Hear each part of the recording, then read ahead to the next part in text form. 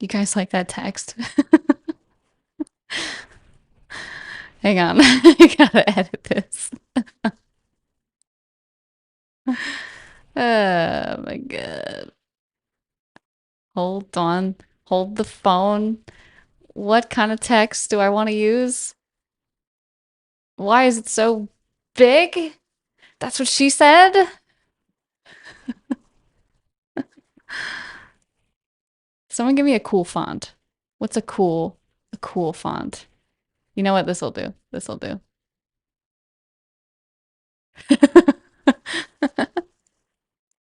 I realize like I have my Nasha starting screen and I'm like, it says nothing. It says literally nothing on it. They're sitting there like, what is this? What are we sitting here waiting for? Okay, anyway, that should say starting soon now. Starting soon. Good morning, everybody.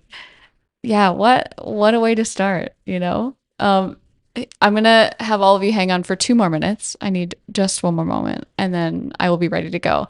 In the meantime, let me see your favorite emotes in chat.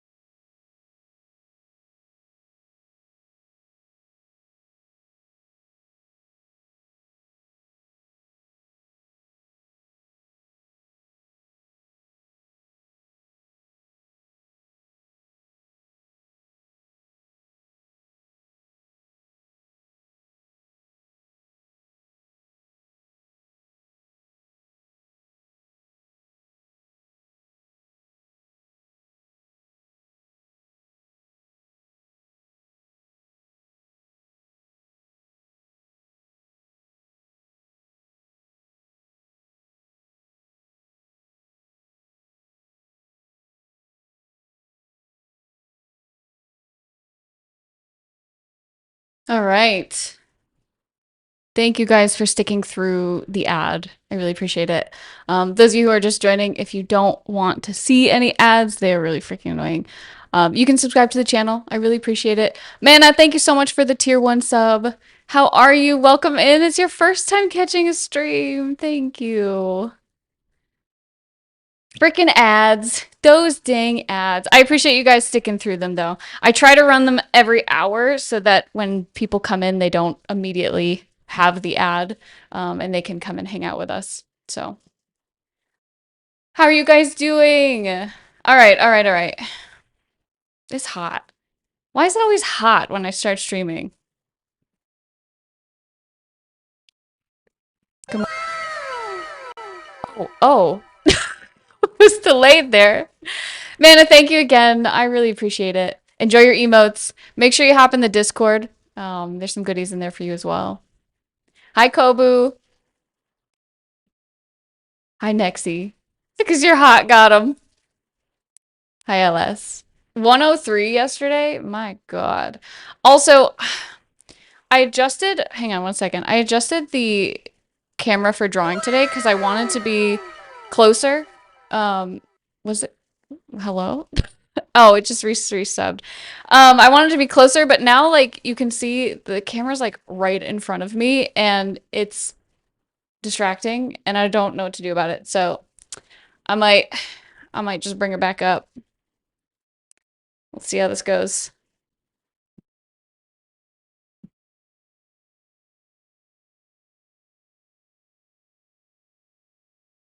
It seems very unsteady. Hang on, you guys.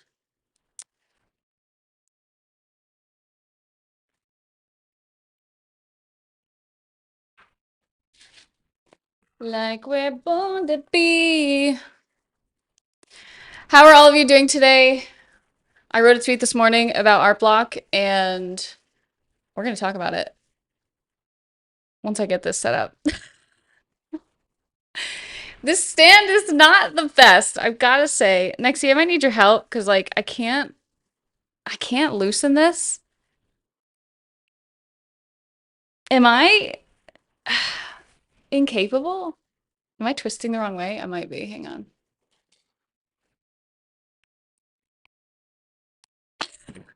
Hold on, hold on. There we go. Never mind, I don't need you. No, you can stay for moral support.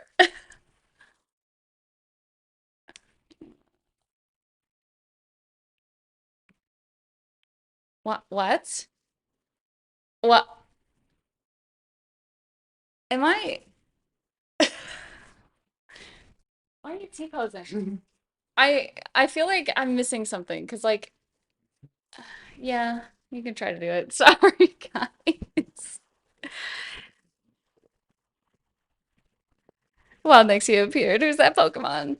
So like it's twisting this way, look, and I need it to not do that, but like this isn't adjusting it. Wait, maybe I got it. I think that was it. Let go. Well, you're my emotional support animal right now. Okay, okay. Hi, Jafar. Hi, Abs. How you doing? It's still like questionable. All right, let me move this.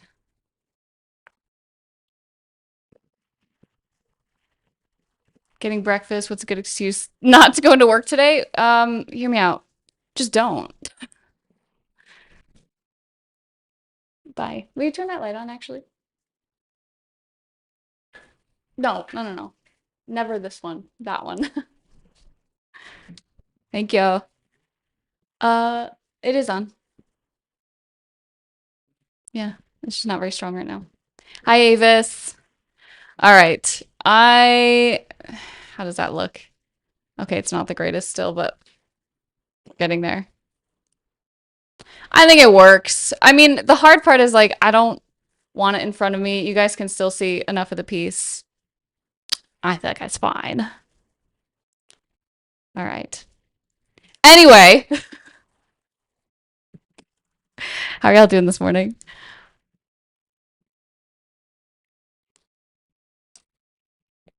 I'm slightly tired. It kind of it kind of hit me like out of nowhere. Like I was good. I was actually really energetic when I woke up, and then I wrote this tweet. I like just feverishly had to get it out this morning for some reason, and I wrote it, and then when I was done, I was like it was like that was today's purpose was the tweet.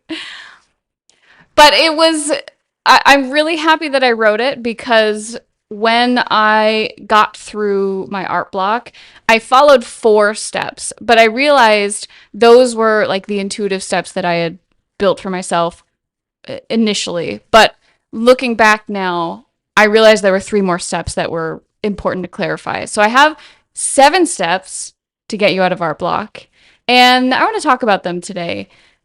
If you want to see the tweet, it's on Twitter. It's also on Blue Sky if you guys want to read it. I just want to elaborate more on the post today and also answer any questions that you guys might have about how to navigate art block. I think this is one that when people feel blocked, they feel like there's no way out. But I actually think it's in the block that we find the answers, which might sound a little scary. So yeah, that's part of the reason I wanted to talk about it today. That, and also my wrist is kind of sore, so I'm gonna be like I'm going to be working on this piece while we talk, but also kind of going slow on it. I don't actually know why my wrist has been sore. I got a compression glove on the way. Maybe it's just because I've been making so much art. I don't know, but I figured we'd do a little more talking today.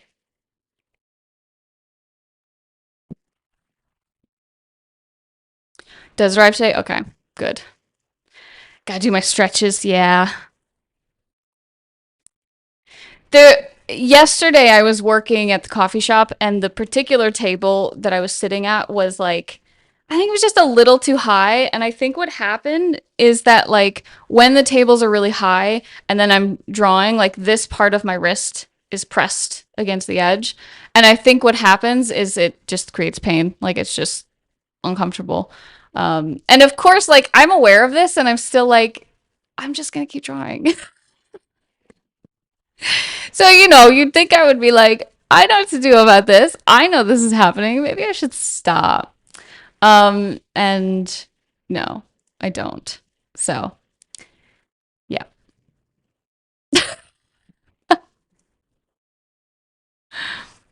Anyway, um, yeah. So the steps. Let's get into it.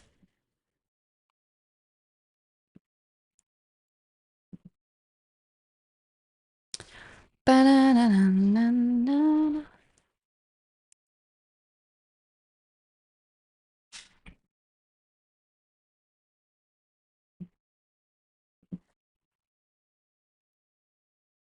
Oops. Nope.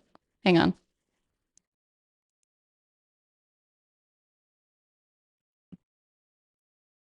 Art stops for no pain. True. It's been moments where I can't stop. I'm like, if I'm not making art, I'm in like the most sour mood. I need it.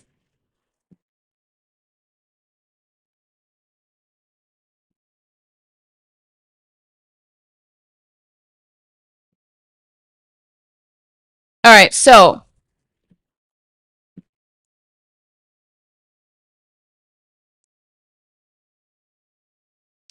7 steps to overcoming art block. And I feel like I have to preface all this by saying, and I don't think a lot of people feel this way, but I really want to inspire this reframe.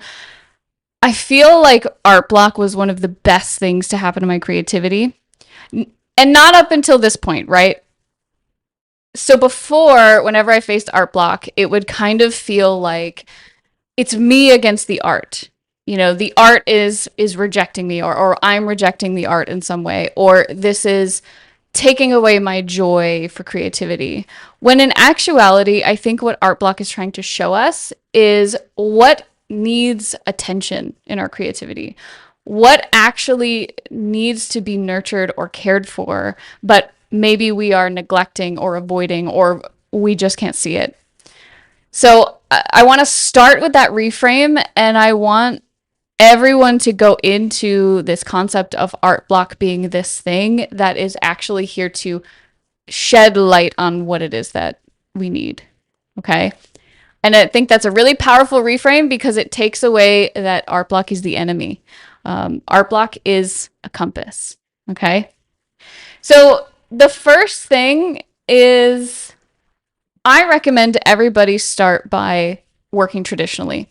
Now, it doesn't have to be all your work either, but I think this exploration and this discovery and like conversation that you're going to have with your art block should be done traditionally. And this is because I think it's really important that the work we create or the lines that we put down are permanent. This is going to make a little bit more sense later, but that permanence is really important to bringing up a lot of the thoughts that come along with that. Also, things like using the materials, using your, like, really getting, like, experiencing it fully with your body, which I think obviously when you're working digitally, you're still using your body, you're still using your hand, you're still using a pen. But there's something about the sound of paper, it's kind of meditative, the feeling of the ink on your paper. It can be any medium, but as long as it's permanent. It's just this very sensory experience, and I think that's a big part of getting inside of your body, and that's going to be a theme that comes up again. Okay. So that's the first one. It must be traditional. And I don't want you guys to worry about like getting expensive materials or like the best of the best. It doesn't need to be expensive, and it can be very accessible. I recommend using something as simple as our infamous Bic pen here. Okay? Something like this, and a cheap sketchbook. So it can be whatever you like, but it doesn't need to be expensive. Okay. It could even be, I have a mixed media here because I just wanted a little bit more like texture and like thickness to the paper, but it can be sketch paper. It can be super cheap. It could be computer paper. It could be whatever.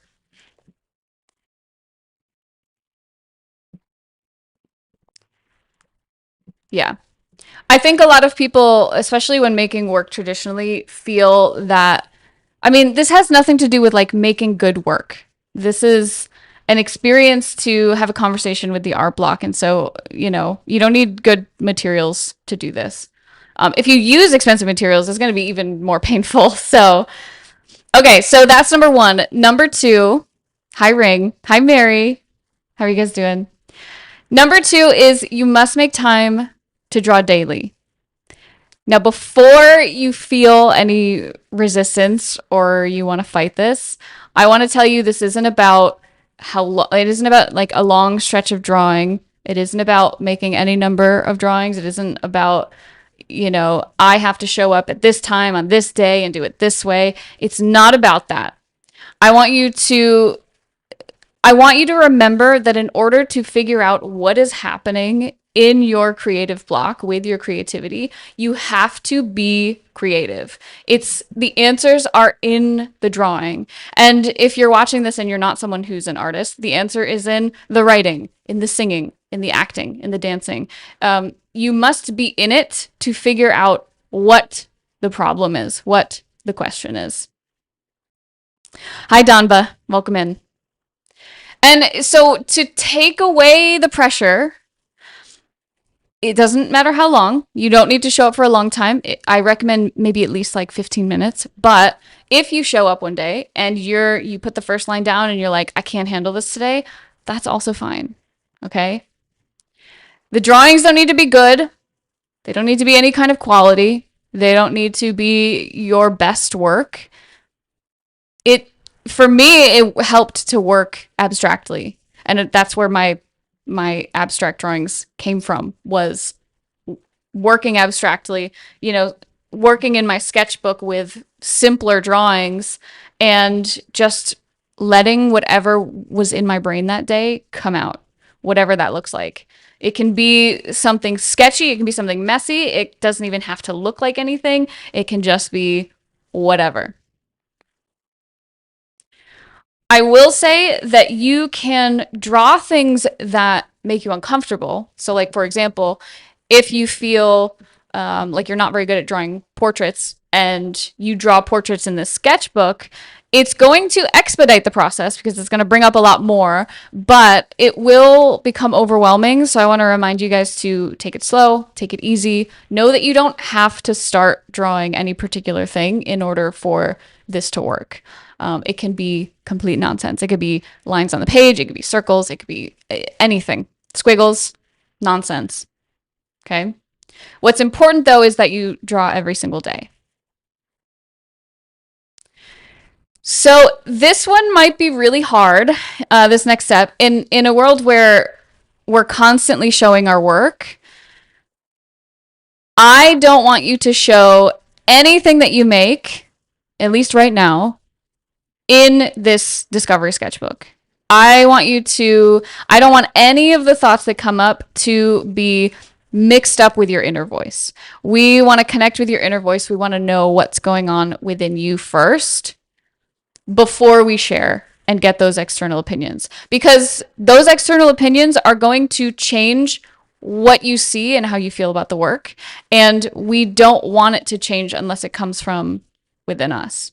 So we're not going to show our work to anyone during this discovery process. And the fourth step, this one is another really hard one. You're not going to monetize it. Okay. I don't want you to think about how can I make this make money? How can I sell this? Can I turn this into prints? Is this going to be my next t-shirt? You know, I think that the idea of monetizing the work changes our decision making when it comes to being creative. So when we start thinking about money, it's really easy for us to betray that creative voice. It's really easy for us to want to put the work out there and see what people think. So then we can then make the decision of, is this going to work as a business idea? Cool, I'm going to do more. Is it not going to work? Well, I love it, but nobody else apparently wants it, so I'm not going to do it. We're going to avoid thinking at all about how you're going to monetize it. Down the line, you can do whatever you want with it, but I want you in the short term to think about this as not being a product. This is all about you. Okay? This is a tough one. I think the last two, like not sharing it and not wanting to monetize it, are two really challenging steps, especially if you are someone who's already monetizing your work and you're trying to make that space to navigate what you know is art block and you're struggling and you're pushing through it to continue going. It's going to be really hard for you to think about this as not a product, but it's very important if you are faced with art block. Especially important if this is your career, because that art block is going to threaten your career. So very important. Take care, Yoshi. Appreciate you being here. Okay, number 5 is, in my opinion, the most important and also the most difficult step in navigating your art block. So here it is. You have to embrace silence while you work. Okay? For some people, this might be agonizing, and I'm going to tell you why. So I'm talking about no music, no podcasts, no videos, no TV shows, nothing while you are working in this discovery sketchbook. Let's call it that. Okay, you're going to have a conversation with your art block. It's going to be about discovery. Silence. We want silence. Now, the reason for this is because the voice, hang on, Avis, stick with me. It doesn't have to be for all of your work, but if you are feeling, and Avis, I'm not sure that this is you, but just in general, if you are feeling art blocked, that voice inside of you wants your attention. It's trying to tell you something, and we cannot listen to it when we are listening to music, watching podcasts while we do this particular work, because it's noise. It's a distraction. It keeps your brain, like the drawing, it keeps your brain active and moving so that you don't have to pay attention to those things. And a lot of us use the art as a way to escape those thoughts. But if you are blocked from making the art, you have to face those thoughts in order to navigate it. So again, it doesn't need to be something that you don't do all the time. You know, I'm not saying with every single art project, you have to sit in silence and, not enjoy yourself. But in discovering what it is that's blocking you, you do need periods of the day where you are making art and you're not doing something else alongside that. Don't skip this step, especially if you're feeling really blocked or if art is not exciting you anymore. You have to get to the bottom of it. And the only way to get to the bottom of it is to face that silence and let those thoughts come up. Okay. And you can do this in doses. You can build up to it. If it's incredibly agonizing for you to do this, then you don't have to do this for long stretches. It can be something you build over time. It can be something that you practice, build a capacity for. It's okay. And so this leads into the 6th step. You've got to listen to your mind, but also your body. Okay. I know it's a meme that we're all shrimps. I know. Okay? We neglect our spines, we neglect our wrists, but we also ignore things like hunger and pain and fatigue. And I think that before we can recognize what's going on in front of us in the canvas, we have to be aware of what's going on within us. We have to be aware of those internal cues that say, hey, I need something. And I think the best place to start is with your just like general functions, like sleep, hunger, whatever, use the bathroom, whatever.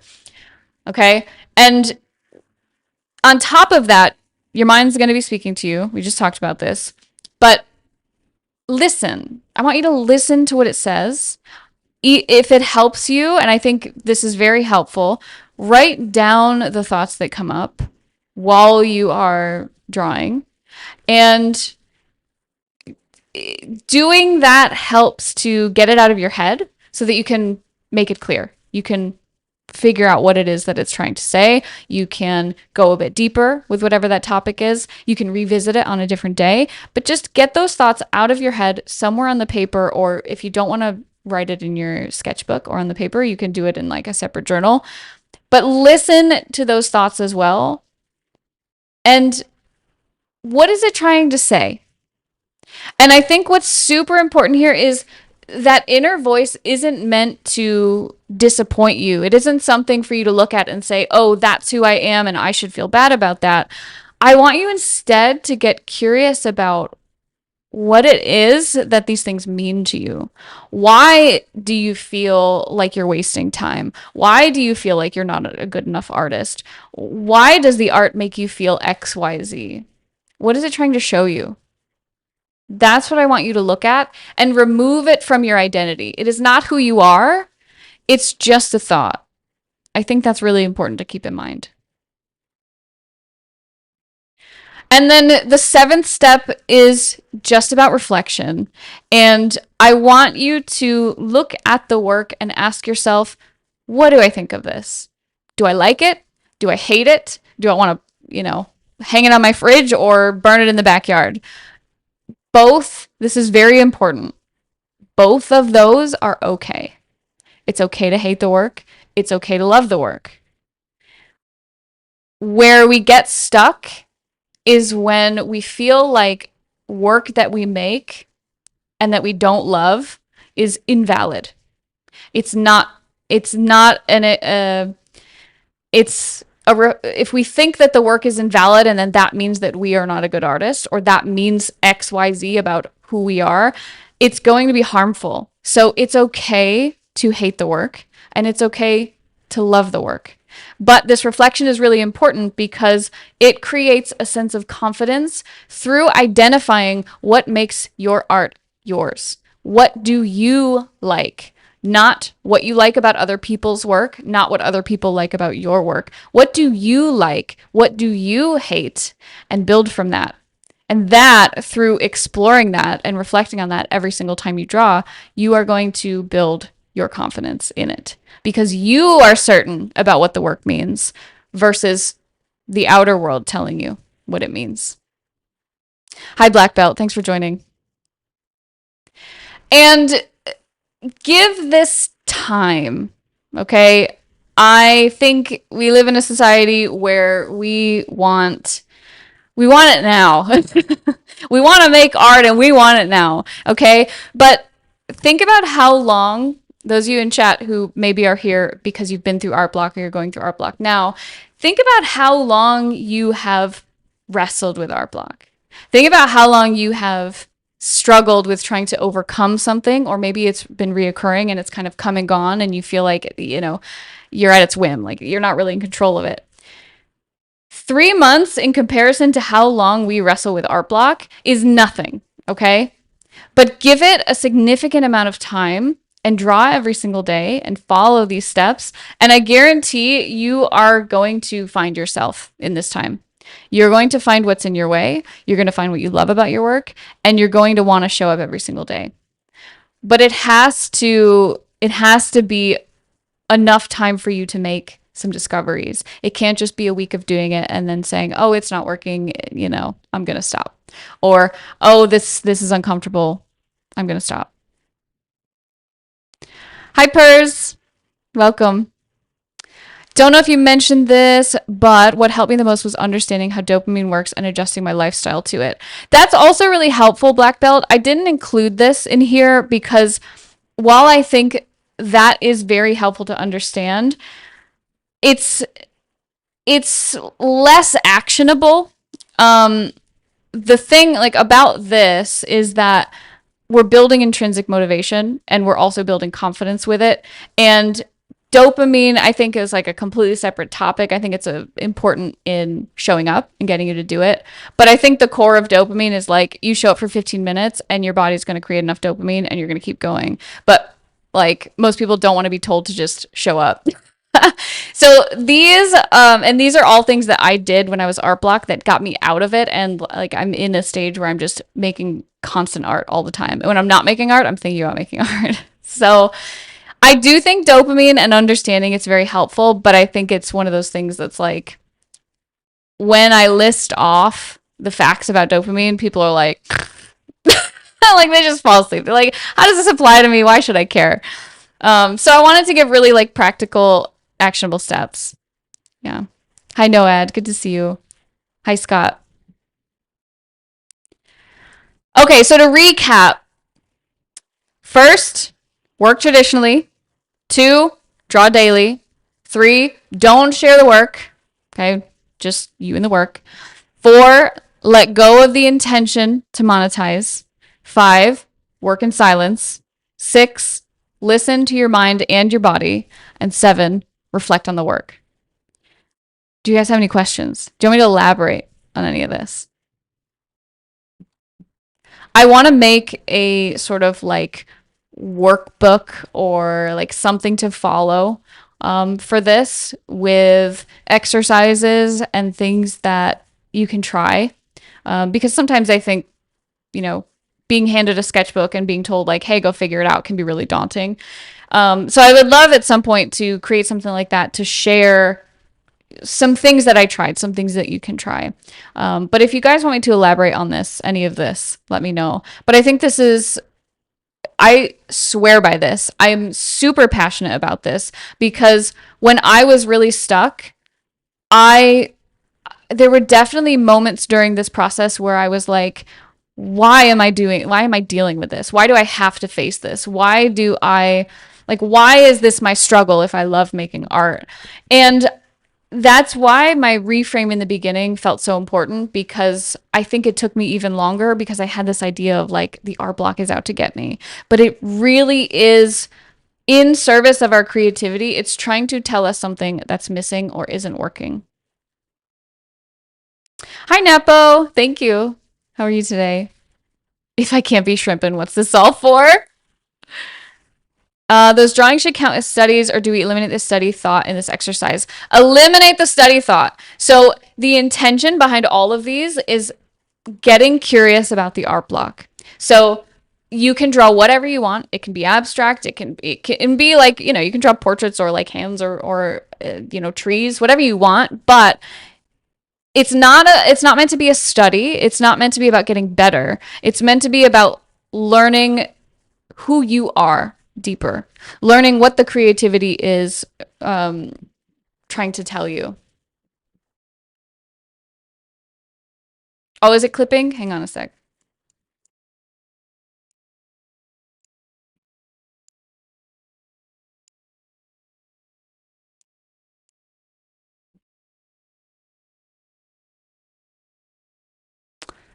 Why is it clipping? Hang on, let me. Maybe it's just because I'm like eating the microphone. Yeah, so it's not about studying. I think we have to take all expectations about what art is supposed to be as well. Because in my experience, so I'm gonna adjust my audio real quick. You guys might have to change things too. Okay, hopefully that's a little better.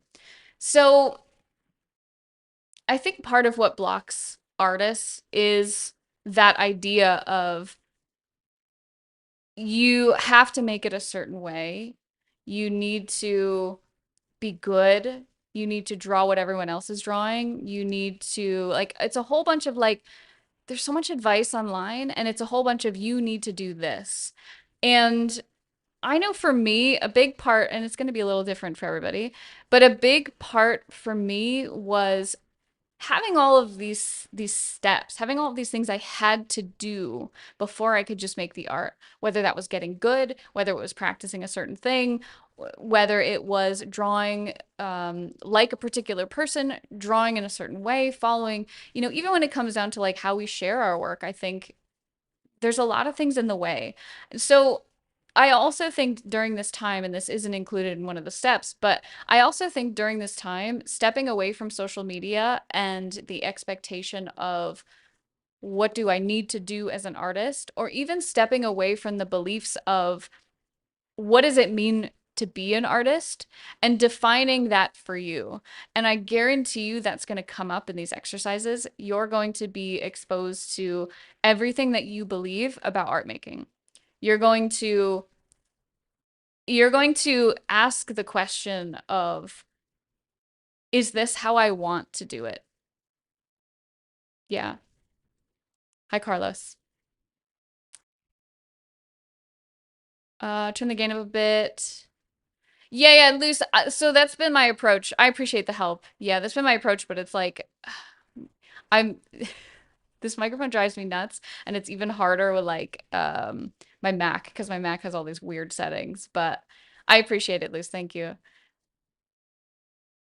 Try selling myself to write by saying just try 15 minutes and then see how you feel. Invariably, I go longer, but getting that start is hard for me. And yeah, Scott, this goes back to dopamine was mentioned before. This goes back to after 15 minutes, your body recognizes, oh, we're doing something that's difficult. So now we need dopamine. And that's when your brain starts to make dopamine. So if you give yourself that 15 minutes, you will go longer. Or if you decide, like, no, I can't. Like, I can't today. It's just, it's not happening. That's also okay. But I do think 15 minutes is like a good amount of time to recognize today's the day to do things or today's not the day to do things. And that's fine. Being okay with that is so important because it's when we're not okay with not doing it that we beat ourselves up. We're really mean to ourselves. We start saying things like, I'm not a real artist. I should be able to do this if I'm an artist. Internalizing all these things that don't actually define our art. It's just like, there's just emotions that are telling us, like, you're not good enough, essentially. Yeah. And be kind to yourselves through this, you guys. When we face art block, again, we often face it longer than, the 3 months I'm recommending to do this. But if it takes you longer than 3 months as well, that's also okay. But I think you're going to make some discoveries in that 3 months. I think you're going to fill a lot of sketchbooks in those 3 months. And if it's anything like my experience, you guys are probably going to make more art than you've made in a very long time. It might not be the art that you set out to make, but you're going to find something in that. Just like me. I mean, I started working with the abstract stuff, but you know, when I started, I had no idea that I would be making work like this. Not a clue. And I just started. And now this is such an integral part of the work that I do. I don't go a day without doing something abstract. And now I don't go a day without drawing, which sounds weird because like that's what I do for a career, but there were days where it was incredibly difficult to show up for my job. Like painful to show up for my job. And that just reinforces the struggle, the challenge. It just makes the block feel even heavier. Hi Fox. Chad, talk to me about are you going through an art block? Is anyone going through an art block? Has anyone experienced art block? And was there anything that you did to maybe help you through it, or is there anything specifically that you find really challenging to overcome right now?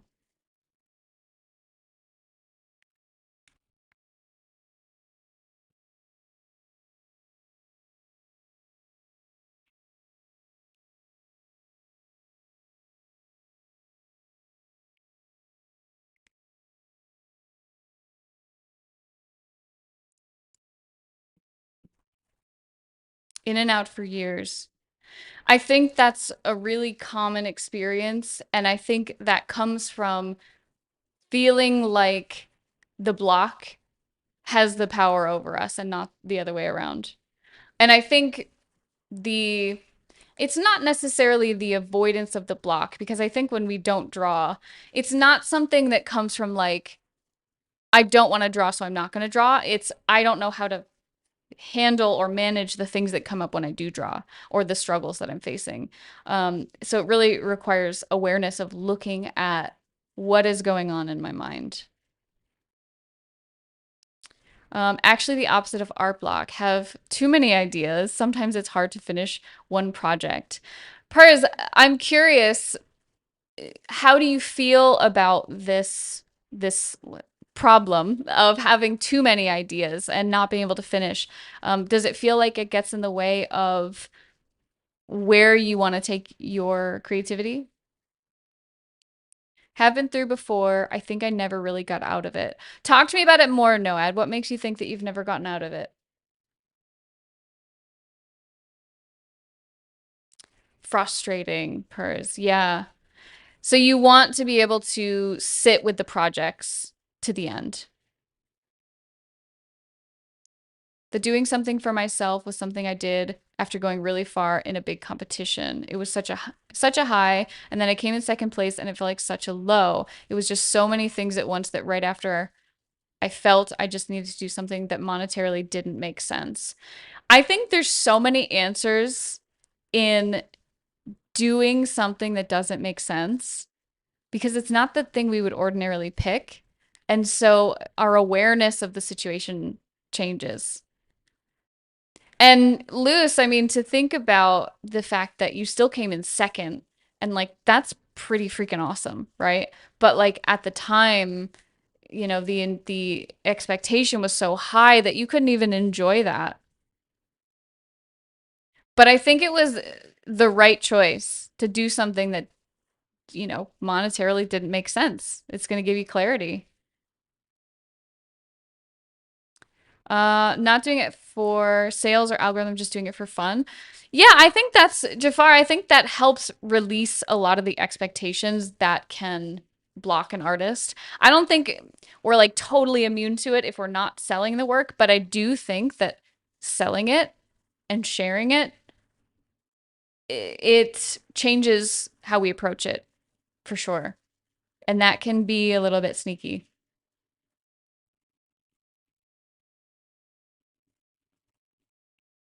Also, if you guys are enjoying the conversation and you want to have more like these on stream, I would really appreciate if you guys could subscribe on Twitch.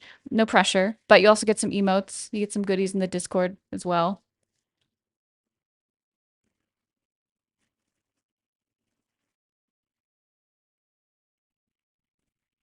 And of course, it supports the art that I do here and all of the talking, the chatting.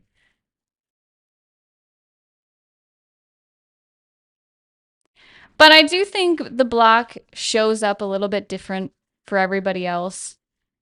But it does seem like expectation, oops, it does seem like expectation and fear are big parts of it. Um, or even just like feeling kind of stuck. Comparison is another big one. Comparison to others, I think, can be something that when we see others' work and ours doesn't quite look like that, it can really discourage us from facing the art, because it feels like, well, if my art doesn't look like that, then it's not good enough. And every time you face the work, you have to face that feeling. And I think this is why I recommend the reflection, the final step, because when you develop this really strong sense of what you like and what's important to you, it's much easier to stop looking outside of yourself for whatever the answer is. You'll start to have this sense of knowing that you have and know everything that you already have and need to know. Like if you know that you like doing something, you can just keep doing it. You don't have to wait for permission. You don't have to find the answers from someone else. You don't have to wait for someone else to give you the answer, which it kind of steals away your creative power when you wait for others. And I think when we compare to others, and there's a time and place like to objectively do so, to learn from it. Fox, thank you for the sub. Thank you for Prime. Appreciate you. There's a time and place to do that. But if you're in a place where you're incredibly blocked and unable to draw, that's not the time and place to sit there and go, I need to do what this artist is doing, or I want to learn from this artist, which I think is a much healthier way to look at it.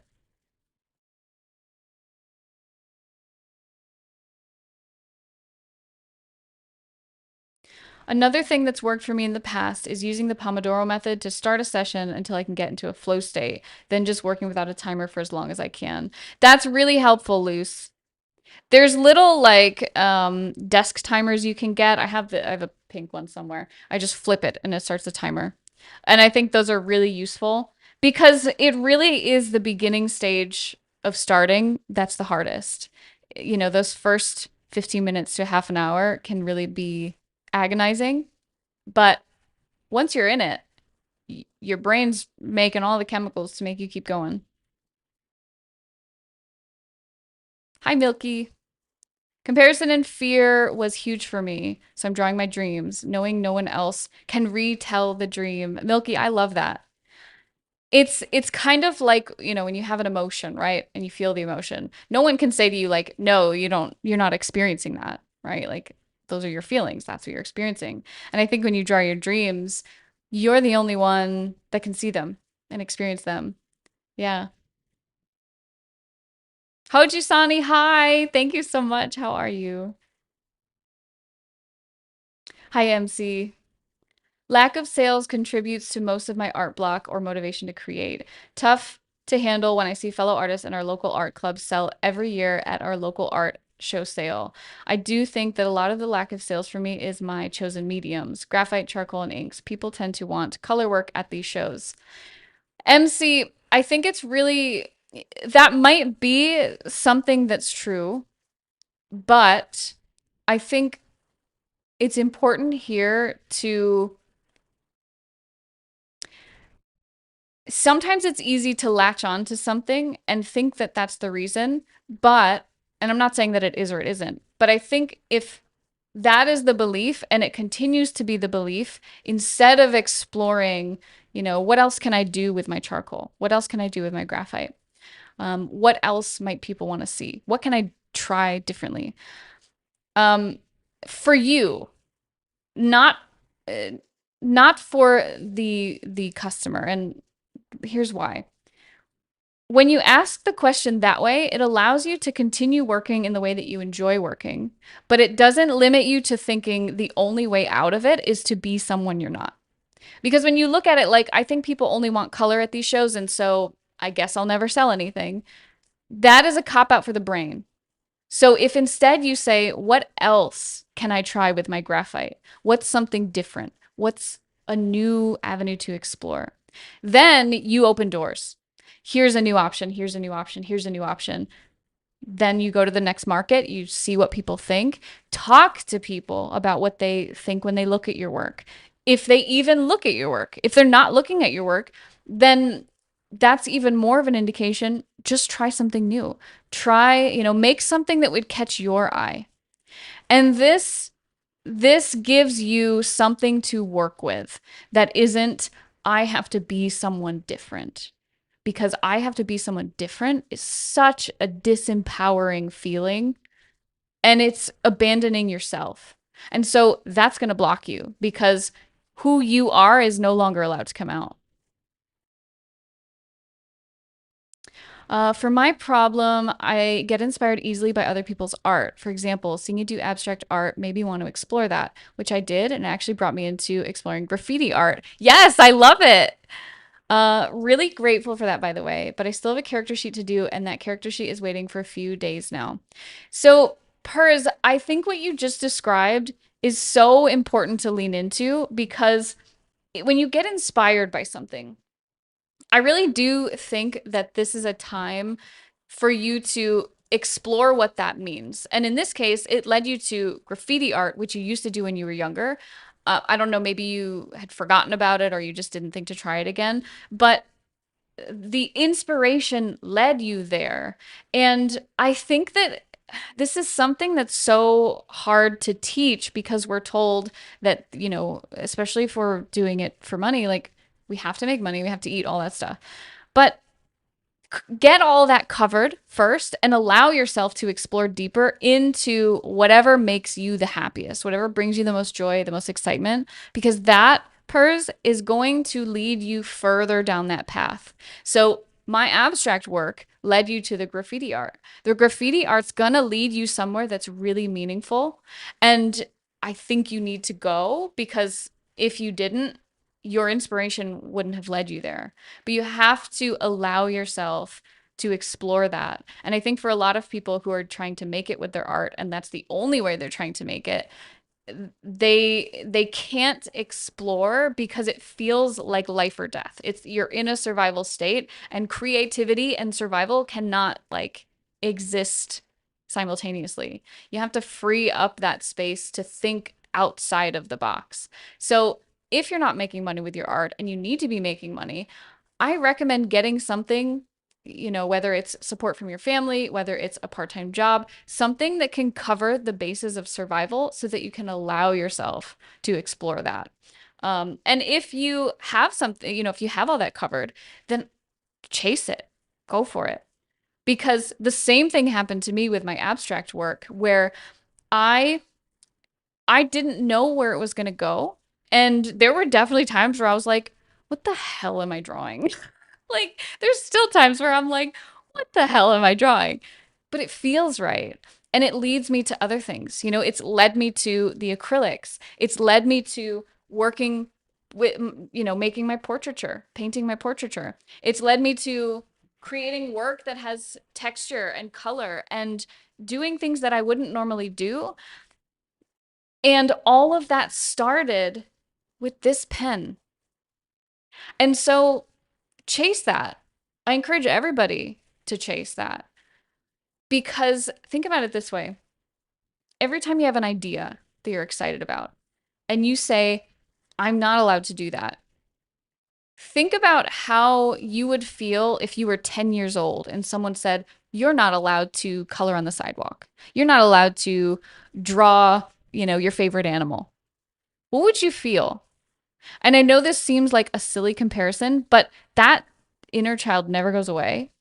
And so when you say no to something that excites you, it's like saying no to a 10-year-old about, no, you can't play pretend. No, you can't play with your cars. No, you can't go jump on the trampoline. Like, that is tragic.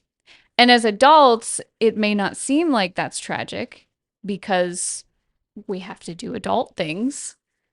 But it is tragic. It's the same situation that happens when you get shut down as a child. So don't shut yourself down. Chase that excitement.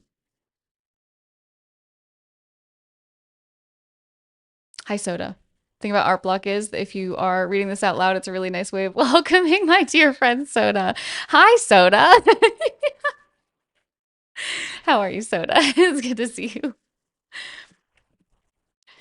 Uh, Let's see. It's so hard to explain the complexity of art block. I'll try. I think it started when I got in the social media world of art communities. I can still make studies and stuff out of art block, but the feeling of not having skill enough to start working on my things. I get easily frustrated for being too lost on what I want to do. Plus, I want to make this my life someday if possible, but here the comparison comes. I think social media and future is what triggers it most of the times. Noad, I talked about this, I think either yesterday or sometime this week on stream, but I think, and Nexi and I talked about this too because he was feeling like he was making art, but it just like wasn't good enough, right? And first of all, before I even go into that, um, it's so important that you draw the things that you want to draw now. And my argument for that is you will never gain the skills to do that until you start doing that because it's going to give you practice and it's going to expose you to the things that you do need to continue studying and practicing. So that's first and foremost. But the other thing is the acceptance of where you are at now is so important because the only way to move up from that is to accept this is where I'm at. Because if we're always looking to other artists or we're always looking to, wanting to be a different artist, it's always going to be discouraging because we're not going to be drawing because we're frustrated. And so by not drawing, we're not going to move forward. So it's very important that you accept where you are so that you can take steps to move forward and you can expect or have the right amount of expectations about what should a project look like right now for me? What should that end result look like right now for me? Not the artist that I like to look at that has been doing work for half their life. I'm not that artist. You're not that artist. You are you. I am me. We have our own skill sets and we have to accept where we are so that we can move beyond that. But every time we try to compare to others and we think I need to be like that, you're trying to jump. You're trying to skip steps. These steps in between, those are the important things that need attention. Those are the things that you need to work on in order to get to where you want to be. Um, Hi Nat, how are you? I found you trying to overcome my own art block as well. I'm a senior art student at SCAD and I have been experienced pretty heavy burnout even though I'm due to graduate in March. I'm a non-traditional student, 36-year-old man, and I solo a 7 and a 2-year-old. Do you have any advice for me? I feel like maybe today is just a bad day. So this is a lot. And first of all, congrats on nearly graduating. That's a huge achievement. And also doing that with a family. Like, holy crap. Holy crap. Um, it's also okay if it's a bad day. I think you have to allow for the bad days because sometimes you're going to have them. Sometimes it's like, this is too much. What did I get myself into? I just need a break. And that's okay. Um, I think I mean, getting to the bottom of the burnout, what you feel, going deeper about what has you exhausted, what makes it feel like, it's not worth it. Maybe even getting to the bottom of where you want to go with your work and does it feel like you're moving in that direction? Um, the burnout may be a combination of like you have all these other responsibilities. You're a grown person who has to do things, um, while also, doing school. Like those two things together is a lot. So it could just be that exhaustion. But I think maybe asking yourself, where do I want to go with this? And does this feel fulfilling? And if not, what's missing? Also, I think there's an ad coming up. I just want to let you all know that during the ad, I'm going to take a little bit of a break so we don't miss the conversation, but I will be back. If you guys want to skip the ads, you can also subscribe to the channel, get some fun emotes, you get some goodies in the Discord as well. You also make conversations like this possible and streams like this possible. So I really would appreciate it if you're enjoying the discussion and you want to subscribe, it means a ton. If you have Amazon Prime, you can also just give a Prime sub if you connect your Twitch to your Amazon account, and it's completely free for you.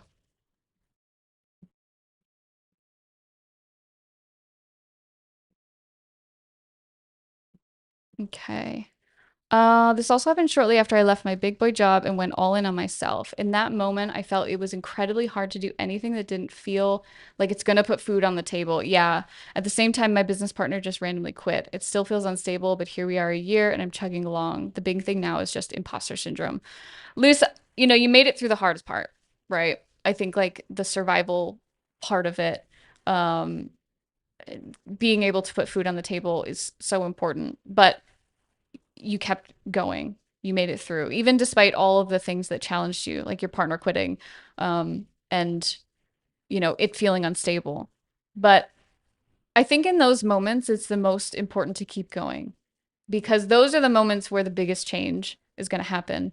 And in my experience, the scariest times were the times where the biggest things happened. Um, there was a time, and I don't talk about this a lot. There was a time where like I didn't even know if I could pay my rent, and I was like, well, I have to live somewhere, so I need to make it happen. And I think that the question that helped me is not like falling into the despair, but rather how can I afford this? Like, how can I make this happen? And that also opens doors because it makes me look at the situation more objectively rather than getting in my anxiety. And I feel very blessed because I have a partner who like helps me sort through my brain big time. And like just yesterday, like we had one of those discussions too, where it wasn't like we are not trying to like survive. Everything's fine, but like working on more of this like growth trajectory and also incorporating like more of the work that I'm doing and what that looks like for the future. And there's moments of self-doubt when you change what it is that you're doing or modify it in some way. And yeah, it was just like a grounding moment of like, well, what can I do? Like, I know I'm worrying, but like, instead of worrying, what do I know is possible? Or what can I make happen? And I think a reframe like that, your brain's going to find the answer. But that can be really powerful. Not sure if it's art block or not, but each time I try to draw, I feel overwhelmed by all the things I'm not good at drawing yet. So I try to study, but get bored and restless because it's not what I want to draw. But I can't draw what I want to draw because it's not good enough. Mihal, what I would try is studying in smaller doses. Okay. So having your main project, bumping into things that aren't working out, studying for a short period of time, and bringing it back to that meaningful project. If all you're doing is studying because you feel like I have to learn this, this, and this, and this before I can do something, you're going to be bored. You're going to quit because that's not why you started drawing. So have your main projects, work on those things, even if you don't feel ready. And then when you get stuck, when you bump into the things that challenge you, study in a small amount of time and then bring it back. Yeah. And that's called project-based studying. Luce, Nat, Milky Way, thank you guys for the follows. I really appreciate it.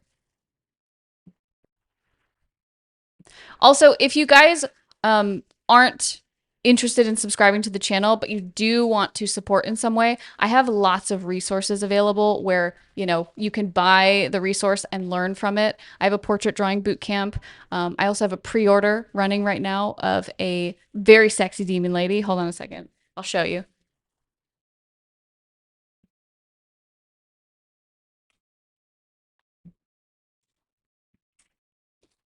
So, Dayanora, also available for pre-order. Yeah.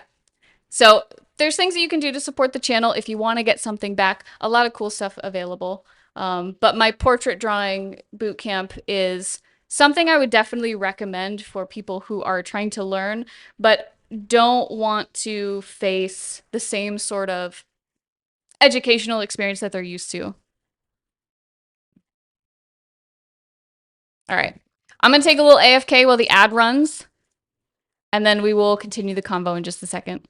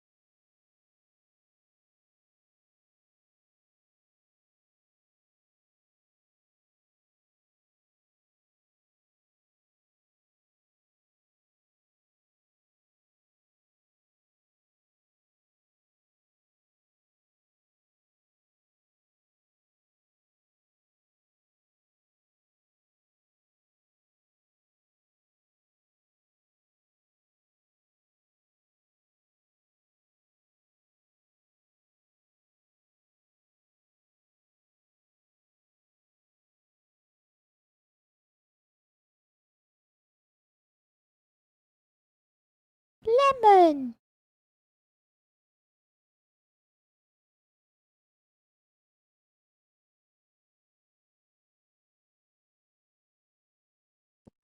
All right, babies. I'm back.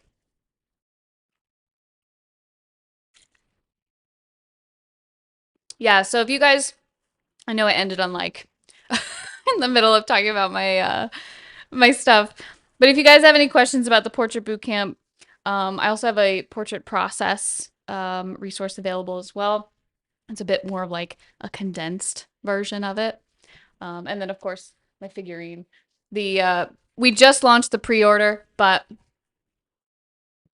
really excited about her. I think she came out absolutely stunning.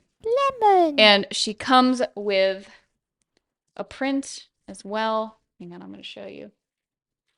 The print is slightly bigger than this, but this was the original illustration that she was based on. And I think the company did a fantastic job putting her together. So you get a print and you also get the figurine. She's at a pre-order price right now. The price will change, but there's currently only 100 available. Thank you, Kinky Mint. Hi, Roger. Good to see you. Yeah, we are talking about art block today. Um, big topic, tough topic, but I think y'all have a lot of good stuff to talk about. But now that we're back, let me catch up on chat here.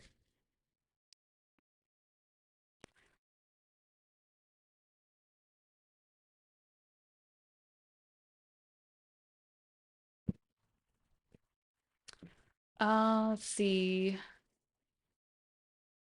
My subject matter varies. I'm not stuck in a specific genre. I draw what I like no matter what the subject matter. I think another factor is that I live in a small town, rural area, so that limits my audience, I guess. I'm close to retirement, and it would be great to earn even a small amount from my art when that happens.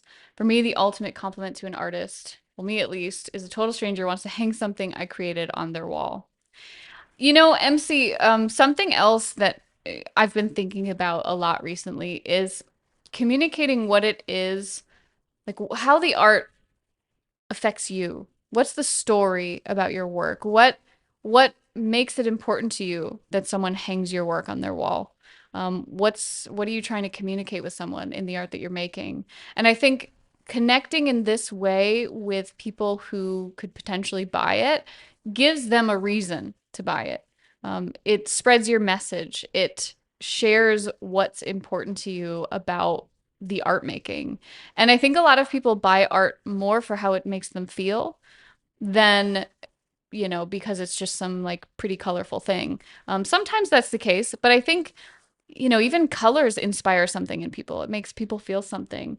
Um, Nexie and I had this conversation yesterday as we were brainstorming some stuff. And I have this, it's a glass figurine of a dragon that I bought from like a craft show last year, and it's a glass like Chinese-esque dragon, and it's clear glass with like gold embellishments. And he was like, "Well, why did you buy that?"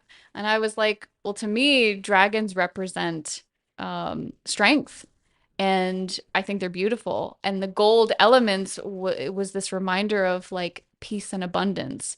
And I was like, that's why I bought it. Because it gave me what I didn't have in that moment. It gave me this like sense of strength and a sense of abundance. And I felt that way when I looked at it. So I think sharing that in your message when you sell your work is very powerful because it gives people something to connect with and to hang on to. And that's what makes people want to hang the work on their wall because they look at it and every time they do, they think, in my case with the dragon, like strength, abundance, this dragon makes me feel safe. Um, and most people aren't thinking about it that deeply, but those are the things that they're feeling. Oh, absolutely, Purrs. I'm so happy to help. I'm going to respond to yours in just a second, too. I hear you. Thank you. I think I'm on the right path. I chose the right school, and my mentors are very connected in the entertainment industry. The imposter syndrome is real, and I feel like I'm lacking in my education a bit. I'm definitely nervous or scared, but you're right. I know I've positioned myself as best I can. I really do feel better. Thank you. I think when you're surrounded by a lot of really exceptional people, it is a window into where we feel we're lacking. And Nat, I encourage you, even though right now it might be difficult because you have a lot of stuff going on, I encourage you to lean into what feels like it's missing and give that some attention. Not from a place of you're not good enough or what if they find out, right? That like whole imposter syndrome vibe, but rather what's in that you want to learn? What's in that that's going to help you discover why you are ready, why you are meant for this? And the very fact that you're here and you're showing up, you went to school, you put in that time. Clearly, you're meant to do this. So, yeah, I think leaning into it is really important.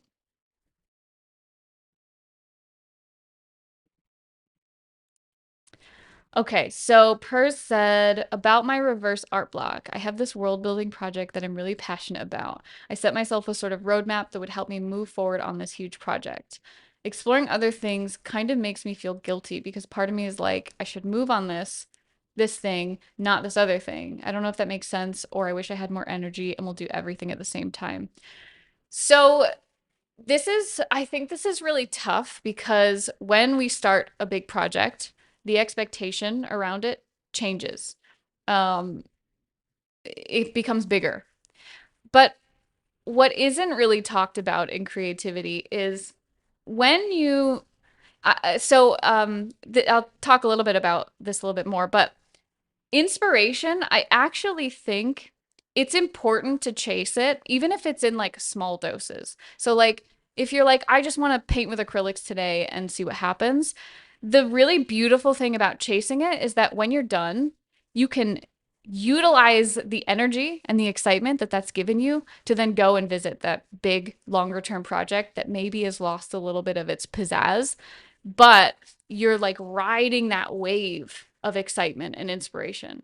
So by doing something else when you feel called to, you can use that energy. You can use that energy and take that back to the big main project.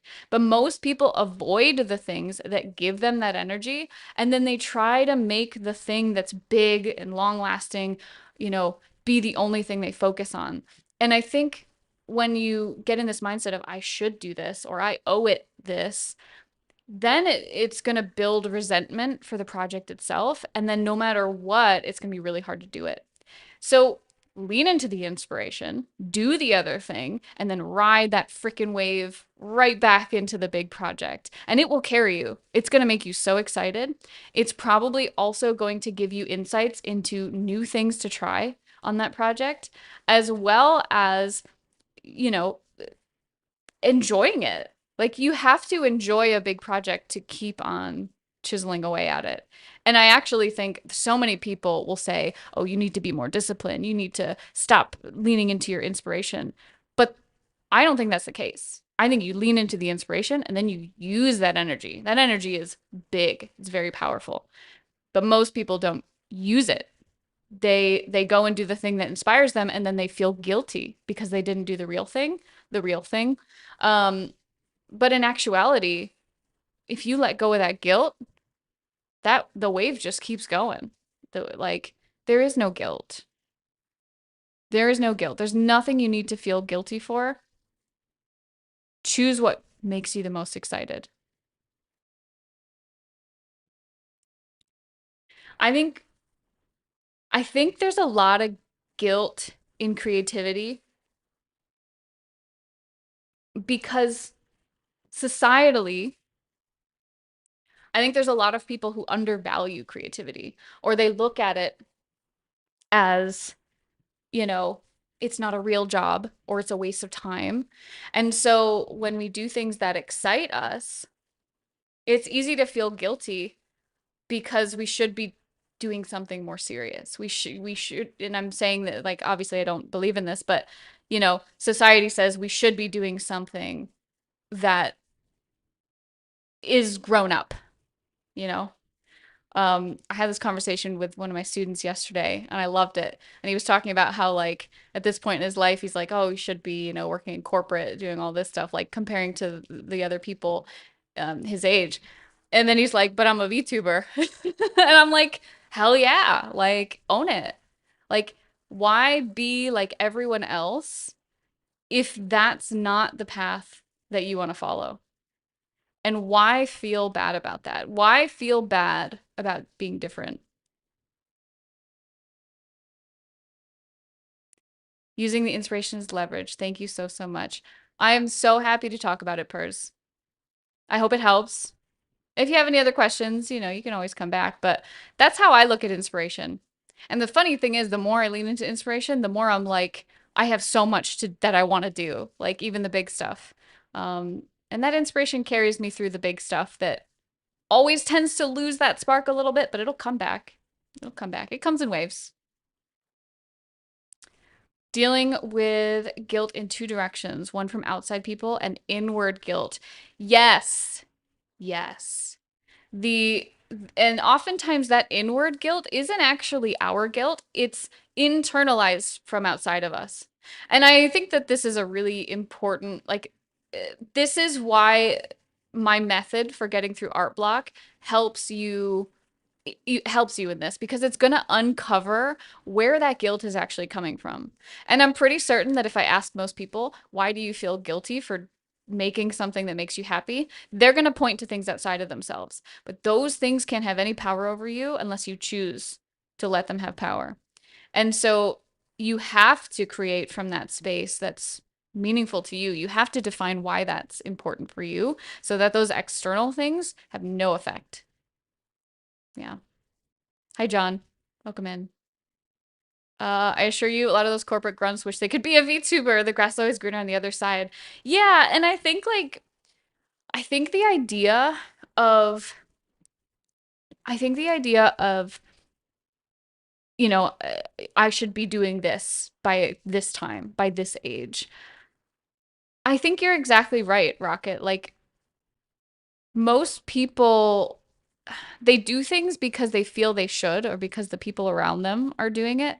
But in actuality, I mean, I think a lot of people would escape that rat race. A lot of people would do it differently if they felt they had the chance. And so if you're someone who's doing it differently because you have that chance, run with it. Run with it. Don't let the comparison of like, oh, I'm a grown ass person. I should be doing XYZ. No, no, no, no. You're doing the thing. You are expressing yourself in ways that most people don't get to. I actually have the support of my family in art, but their idea of art is based on selling realistic portraits that uh, non-people would ask for, which isn't at all what I want to do. I have their expectation in my back, and this brings me despair, and I want to build something before I finish my last year at university so I can ground myself. So Noah, this is a lot of expectation to kind of like prove yourself in a certain amount of time. And I think this is similar to the survival mindset where it's like, if I have to put money on the table, then like I've got to do it a certain way. But um,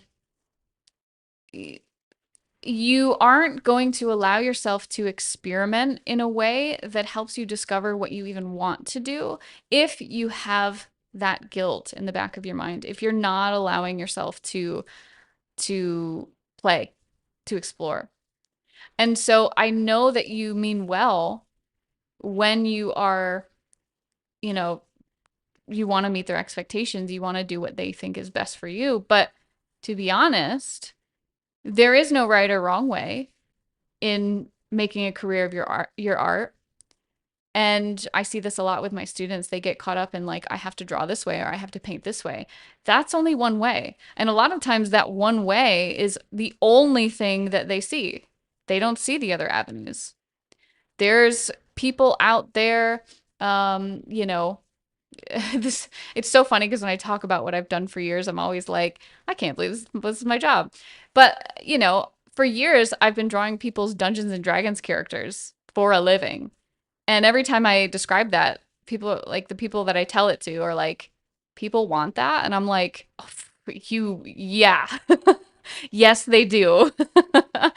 And so, but if they're not aware that that's a possibility, then they won't push you in that direction.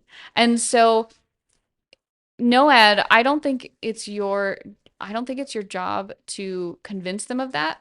I think it's your job to figure out where you want to take it and find opportunities in that space. That's why I thought about changing my major so I could focus on art in my own time in terms without being the main focus of my future, but I can't see myself anywhere else. Yeah, and I think that's every decision you make has to come back to what do you want? Because if in the end you decide to do something different, if you can't envision yourself doing anything else, how are you going to do anything else? How are you going to be happy doing anything else?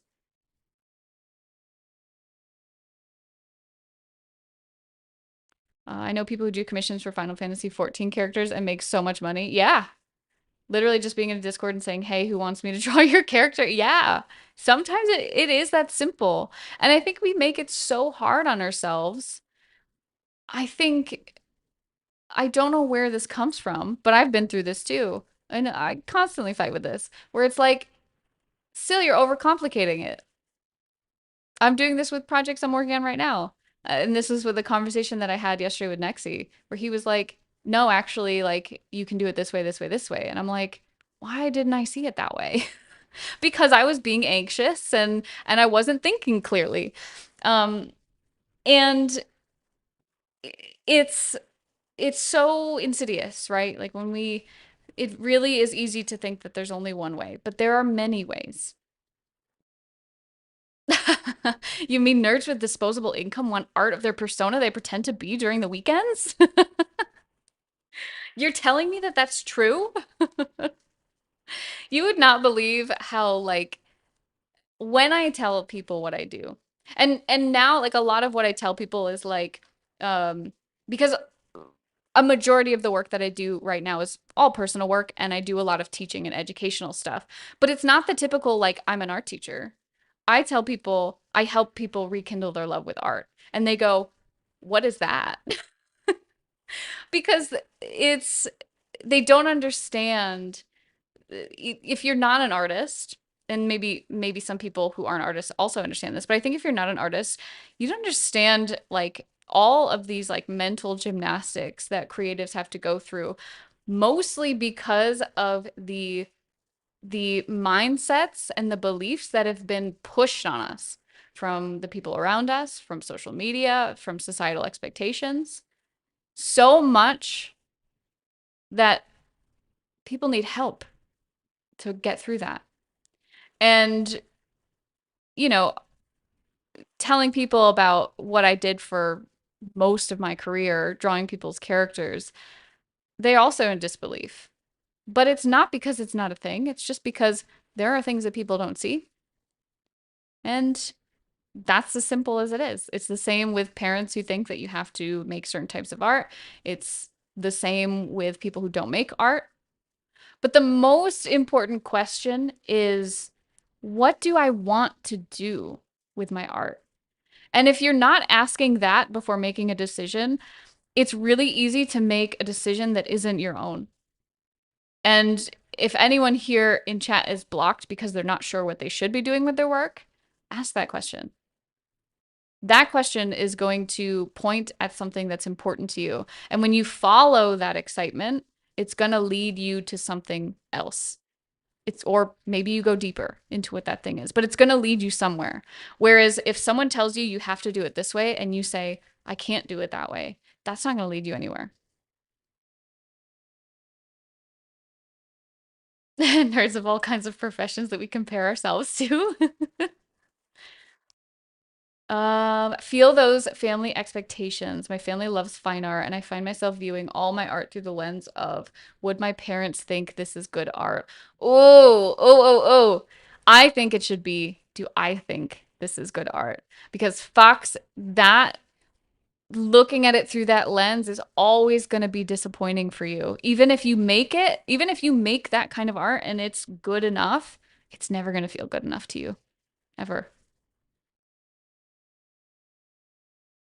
And the feeling like you're saying, at 37, I should be over this, I would be easier on yourself here because this is not something, art block and these expectations, these are very insidious. And we we need to spend a lot of time unlearning them to be able to fully express ourselves. And that even when we feel we've unlearned them, it doesn't mean that they won't creep back in. Um, Especially if you spend a lot of time in spaces where people are speaking about the opposite, or you have family that's constantly reminding you this isn't like you're doing it wrong, even though what do they know, right? You're the one making art. What do they know?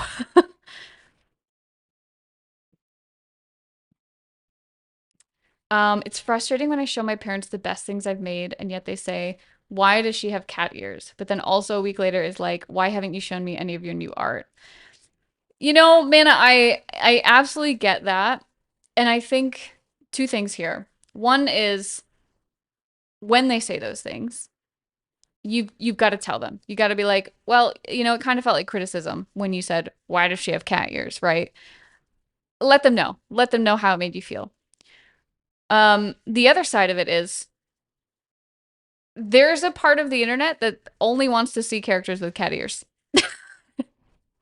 Your parents don't know that, but anyone on the internet knows that.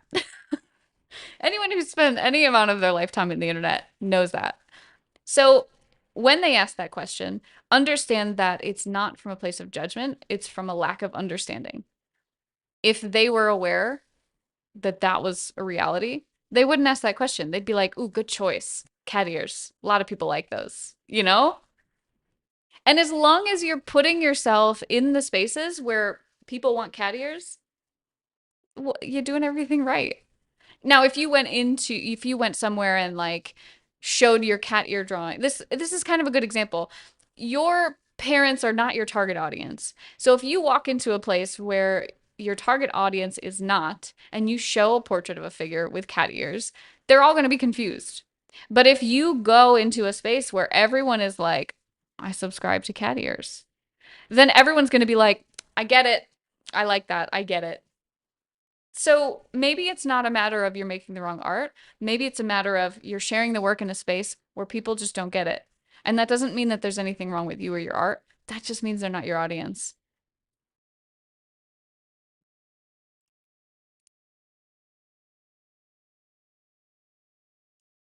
You know how many people at 37 are absolutely lost? Yeah, you're doing great just in the fact that you're doing something. Absolutely. I think we don't give ourselves enough credit. And I think the same thing happens in our art. A lot of people would say, oh, if I sit down at the sketchbook for 15 minutes, that's meaningless. What am I even going to get done? That's not meaningless.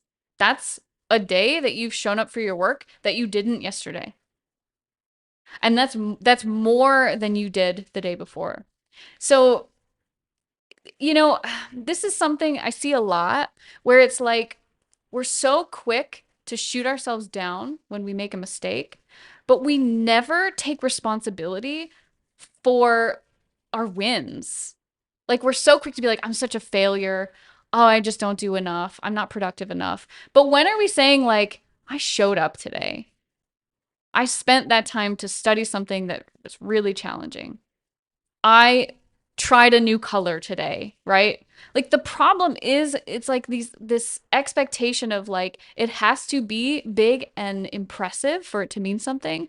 That's not the case. You need to take responsibility for the good stuff, not just the bad stuff.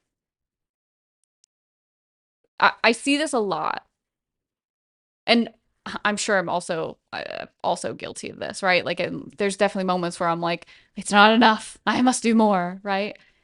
But it's so important if you are going to have such conviction in your failures, you have to also take responsibility for the things that you do, no matter how small.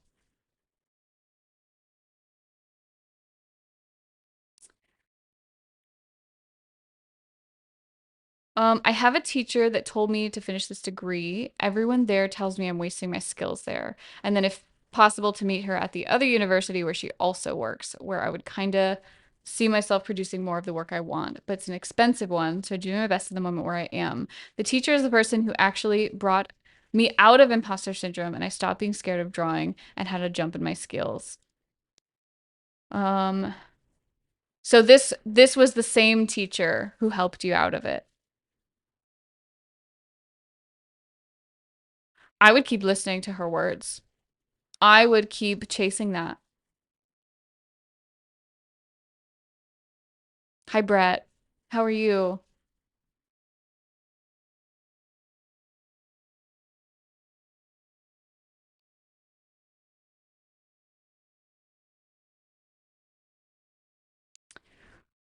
No, you're right. The untangling is hard. I'm now kind of stuck in what you mentioned. What do I want to do with my art? The answer is so tangled up with expectations. I relate to this big time. And I think because we spend so much of our lives looking to other people for what it is that we want or we should be doing, when you actually step away from that and ask yourself what you want, it's really common not to know what that is. Um, because how can you know if you spent all of your time trying to give something that other people expect of you, but it's not what you want. You know, you've spent all your time thinking about that. And so sometimes it may just be spending some time thinking about it. I know it might feel like a very stuck feeling, but my steps for navigating the art block might really help you with this, Fox. It might it might let that stuff come through when you're in a space where you feel free to express it. Also psychopath love haters though. Nothing feels better than pursuing your passion, making it economical, and showing people something is possible. Yeah, you give other people permission to do the same thing, to face the fear of what if I go against the grain? What if I push and do something that I've never done before, or no one's ever seen from me before, or no one's ever seen at all before?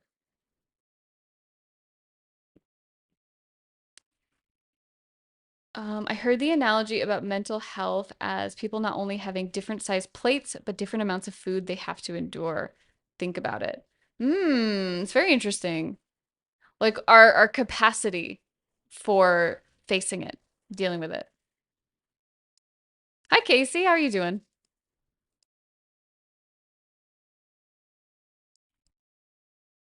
Yeah.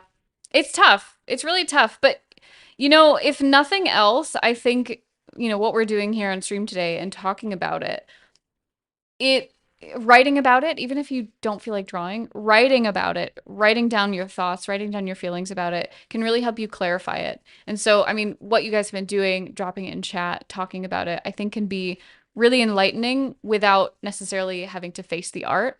But I do think facing the art um, holds the answers.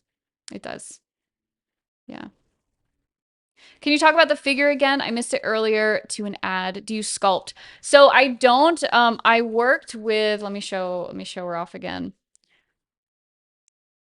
So this is the figurine that I'm currently launching as a pre-order. Her name is Dayanora. She is based on an illustration that I painted on stream a while ago, and this has been in the works for a year. It's been crazy, but I'm so excited that we're finally launching her. She will come with the figurine, and she also comes with a print, a larger print than this. It's on some fine art paper. It's very beautiful. But yeah, so she is a very special character to me. To me, she kind of represent. I mean, first of all, she's beautiful. Oh my god. But she also represents our shadow side. And I think this kind of ties in really well to today's topic because she's sort of representative of the things that people or maybe we feel are not so savory, right? Like things we don't want to face in our lives, things that we feel make us bad.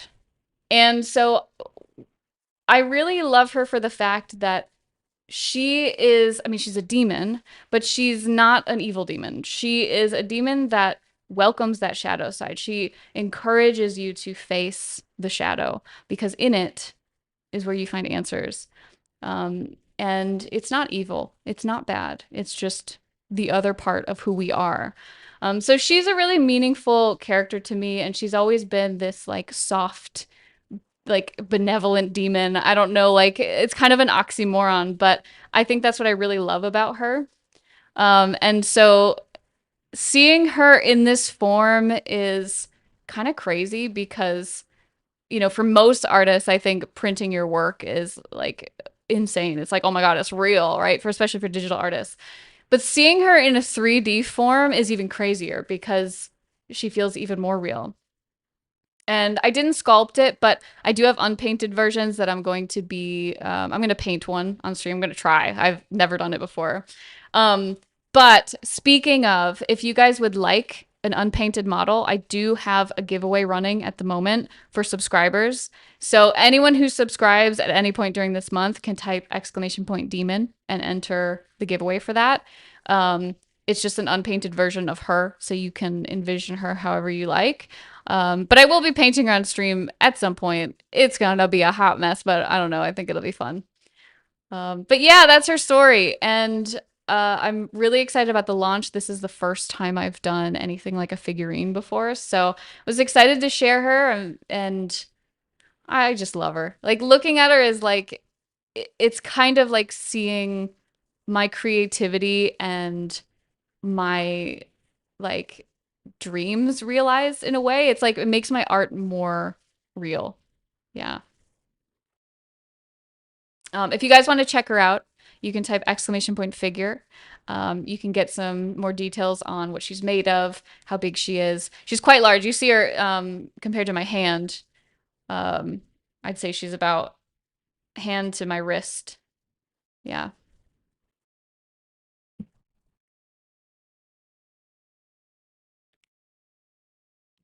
Whoop.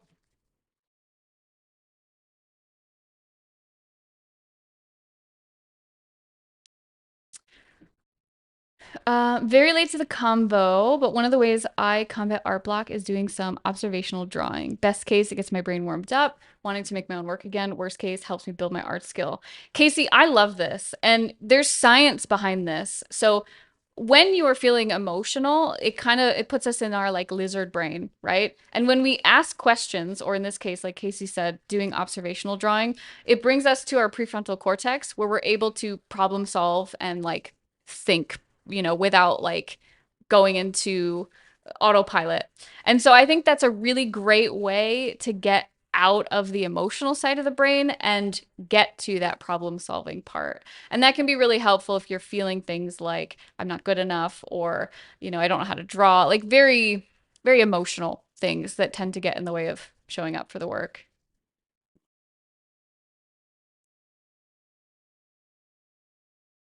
Think the writing helps a lot. It helps even more if you write a bit of everything. It reminds you how much more there is, pulls you out of only art pit. Milky, I think that's fantastic advice.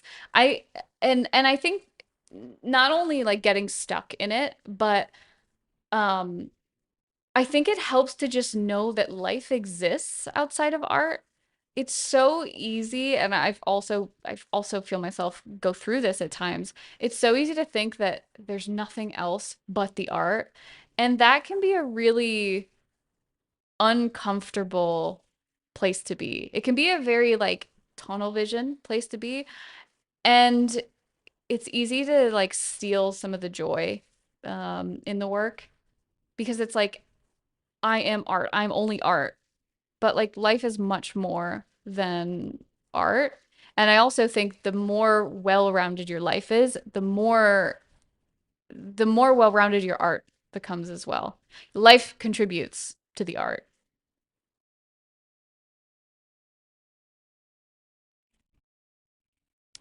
Very interesting. I'm a big proponent of asking questions while doing studies, so that actually helps, but the brain switch is a great point. Yeah, it works. It really, really helps a lot.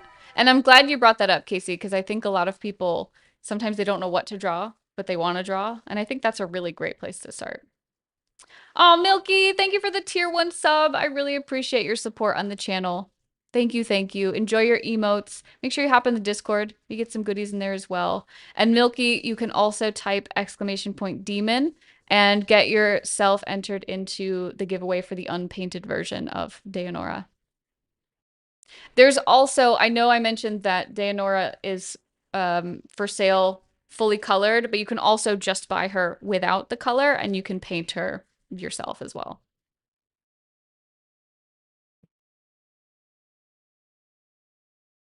Yeah, as you guys can see, there's 8 entries. So joining the giveaway, you've got a pretty good chance of winning. It's a small pool at the moment.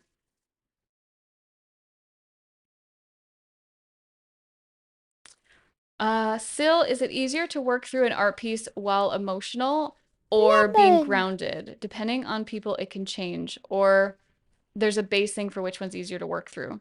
So, Noed, I think it's a really good question. And this is something I've been exploring because I feel like my abstract work has a tendency to be and feel more emotional. And I don't think that being emotional is a bad place to be. I want to state that first. Hi, Tay. How are you?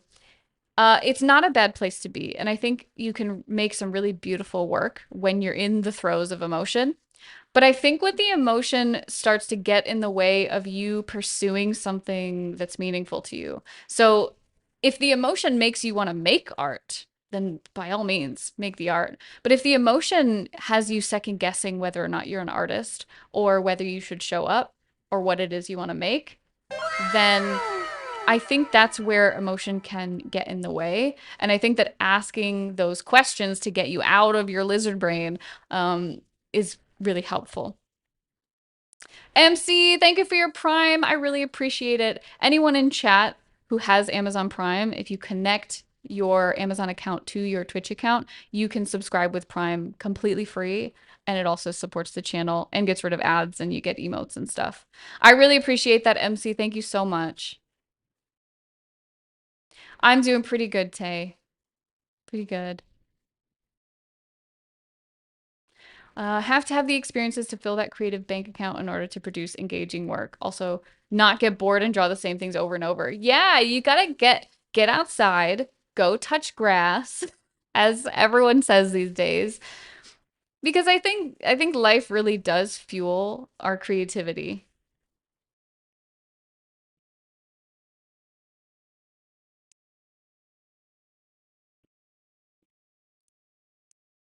Do you have any advice regarding artistic vision? Can you go a little bit deeper, Tay, with the question? I think I know what you're asking, but I'm curious just, for clarification. I think when you say artistic vision, I think you're leaning maybe a bit towards like style or our taste in like what we prefer to make.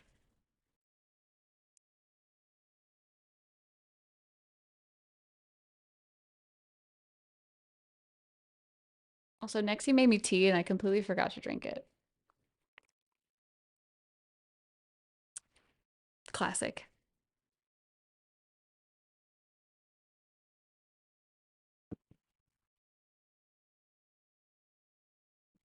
Oh, Scott sent 40 bits. Scott, thank you for the biddies. When was there a notification for that? What the heck?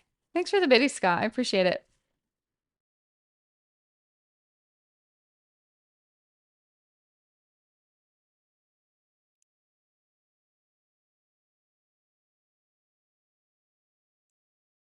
Lemon. Cat mug, yeah.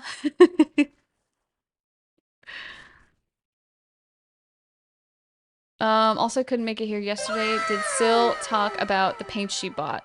Oh, I got um more of Liquitex. I got like some basic ones to practice with. Um Let me grab them. Hang on.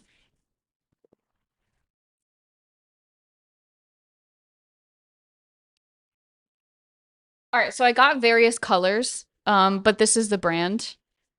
And Rocket, I might pick your brain. Rocket and LS, I might pick your brains about mini painting because if I need to get something else, I will. But I got this mostly for painting on my canvases.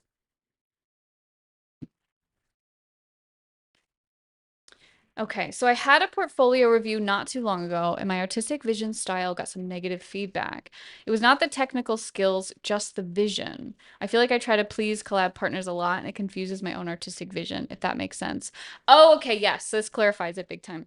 So this is like the challenging thing here is if you are trying to get work with a particular company or a type of work, I think that it does require that you fit the vision that they're looking for. So like for example, let's say you draw cats, okay? But the company that you're trying to work for, they only want dinosaurs, okay? So if you go in there and you have cats and they're beautifully rendered cats and you obviously are skilled at drawing or painting cats, um they're still going to say no because their vision is dinosaurs. So what I would do here, you're saying like it's confusing your artistic vision. I would ask yourself, what kind of artist do you want to be? And then find jobs and collaborators who have the same vision. Um, Obviously, it doesn't feel good to be rejected, but if you have a different vision than what they're expecting, it's not really a rejection of your vision. It's just that's not what they're looking for. So I would seek out companies who want what you do. And I think if it's not a technical aspect that's getting in the way, then I mean, that's solid. You just got to find your people. Same ones I used when I started. Oh, you've got to thin them out. Okay. Not a terrible place to start. Might work considering the scale of the model. I would argue may require rather extensive thinning. Okay. Do you guys, when you say thinning, are you referring to water or is there something else I should use to thin it out? I'm so glad I have you guys because I would go in blind and I would just make a mess. Water. Okay. Can do. Can do. Yeah. I don't know when I'm gonna paint her. It's probably gonna be in the next couple weeks. Um, but yeah. I don't I don't know. I thought I had something more to say, but I didn't. Yeah, really good conversation today. I definitely wanted to talk more about it because it's I mean, it's something that comes up a lot. And art block is hard to navigate.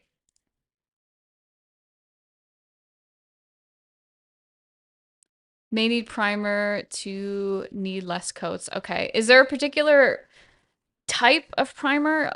Like is it you know what? I'll send you guys my questions. Love to do more abstract work down the road because of my color blindness. It's usually the only time I'm comfortable using color. My wife said to me the other day that there should be some meaning behind the abstract and not just the design. I disagreed as it's just the action of doing one that I like. What are your thoughts on abstract? So, the fact that I do abstract art, I feel like I was prepared for this moment. So, this is where I kind of talked about this a little bit earlier, where you get to define the meaning behind the work. And so for me, my abstract has a story of helping me climb out of my art block, but it goes even deeper. The reason that it's so important that I got out of the art block is because my art for so much of my life has been the permission to create. And what I mean by that is not just my art, but my entire life. It's my permission to create in the same way that I make art, the life that I want to live that feels important to me. And so every time I make a piece, it's kind of a toast to that freedom. It's me saying, I am the curator of my life, and it is being expelled through my work. I mean, it's being, I've created my life, for the past 10 years. I've built my business around how I want to live. But my art is the permission of that. And so when I think about the abstract work, I think about how it's a representation of how we have the ability to create the life that we want. And what that means in my art right now, and maybe MC, this might be what it means to you, is that it doesn't need to be something that other people have an expectation about or something that looks like everybody else's work. It has to be your creation. You find your power in creating what it is that you want to create. And that's what I find in my abstract work. And when I talk about my abstract work, I want to inspire people to go after the life that they want because what is the point of life if it's not one that we want to live? I mean, how do we go through life day after day doing things that we don't want to do for the rest of our lives? I think to me, that is a very bleak future. And so my art is a reflection of that. It's the choice that I make to put something on the page, regardless of what other people think, regardless of whether or not it's going to make money, whether or not it's going to change somebody's life. It's changed my life. And through sharing that, when I share the art or when someone asks me about the art, that really connects with people because it connects to me. And that's the meaning deeper than the art block that my abstract work holds for me. And I think that there's something within all of us that, if you don't want to be so literal with your work and just paint what you see and make a living of that, it doesn't need to be, it doesn't have to look like anything, but it does have to resonate with someone. It does have to make somebody connect with you and feel it in the way that you do. That is what brings value to someone. And that's not the only way either. That's just my way of connecting with people. It might be different for you. Or, it might be in a completely different way that you build a connection.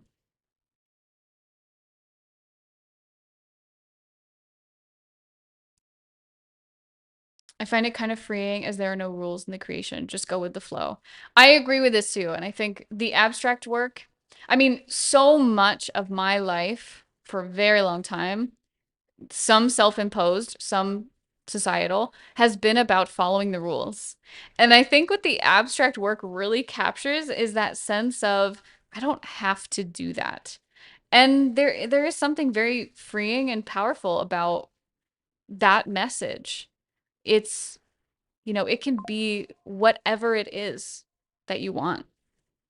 And that's such a beautiful message. I mean, that like sums it up for life too. Life can be whatever you want it to be. And I want people to feel that when they look at my work. I want my work to defy what every artist, person thinks is possible about life. And I think that's why I fell in love with the abstract because I am rebelling against that. I drew illustrations like this for many years and I still love working this way. Like I'm not saying like I've given up or I've quit. It's not like that. Um, these are all my illustrations as well. Um, and I made it doing this stuff. I've been doing this as a career for 10 years now. Um, but this new chapter is really about knowing that I don't have to show up in a way that feels like everyone else is doing it, or in a way where it's expected that it has to look or be a certain way. And so, again, my abstract work is a toast to that. But that story resonates with people. That story inspires people to, whether it's in art or not, make a change in their life that's for them, that helps them find that freedom, that lets them experience that freedom for themselves. And because of it, the funny thing is, because of that mindset, I just go crazy with making art now because I know that I'm free, because I know that there's no more barriers. And a lot of the barriers I made myself, and navigating that art block really helped me see that I don't need those rules. None of us need those rules.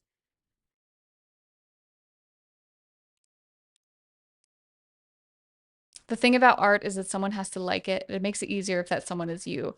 Yes. And I think at the end of the day, in the sense of if people aren't buying the work, at the end of the day, if you really love the work, it doesn't matter. But I think it's so easy to doubt whether or not you like the work if there's a lot of external input. And this is why with my art block steps, navigating art block, I say that it's important not to share it for a while as you navigate this stuff because that is going to muddy up what you believe about your art and what you believe is possible for yourself. And so if you have naysayers or you have people second guessing what you're doing, you're going to second guess what you're doing. But if you spend that time like a little art hermit, isolated for a little while, asking yourself, do I like this? Then you're going to come out of the cave one day and someone's going to look at your work and they're going to comment on it and you're going to be like, that's what you think. And that's fine. It isn't a reflection of you or your capabilities or even what's possible with your work. And this is the insidious part. When you stop believing that anything is possible with your work, that's when you start doubting, why am I doing this? But if you can instead lean into, what am I capable of? What could this be? That's when stuff gets really fun. That's when you're like, I can't stop making because every piece feels like an opportunity. It feels like the journey. It's a step in the journey.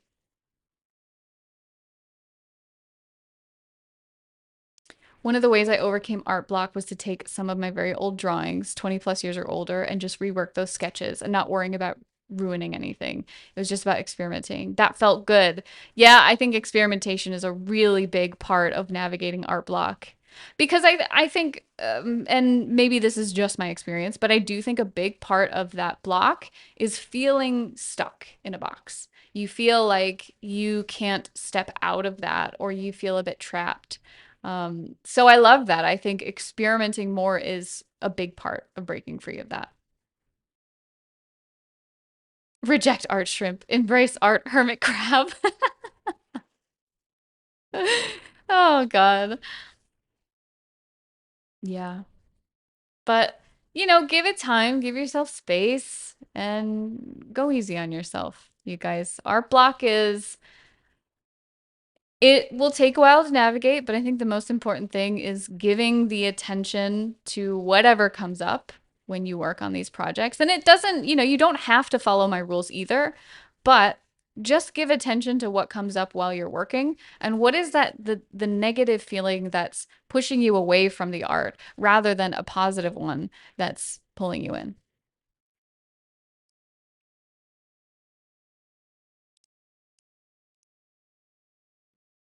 Yeah.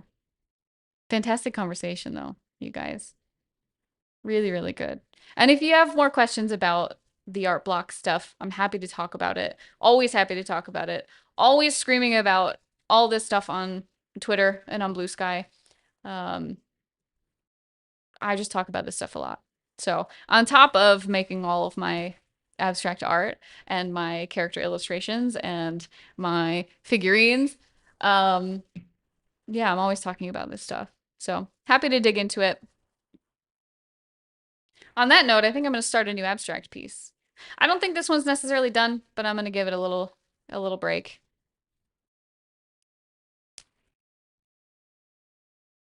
Do you tend to work on multiple pieces at a time or give only one your focus? Tay, recently I am all over the place. I have so many projects in the works at the moment. In the past, I would only work on one project, and I didn't realize it at the time, but doing that was quite stifling. I would only work on one project and then I would have a very tight deadline that I'd set for myself. And I think it got in the way of my creativity. So now I just let myself create what I feel like creating. And I talked about this earlier because it was mentioned that, like, they want to get stuff done.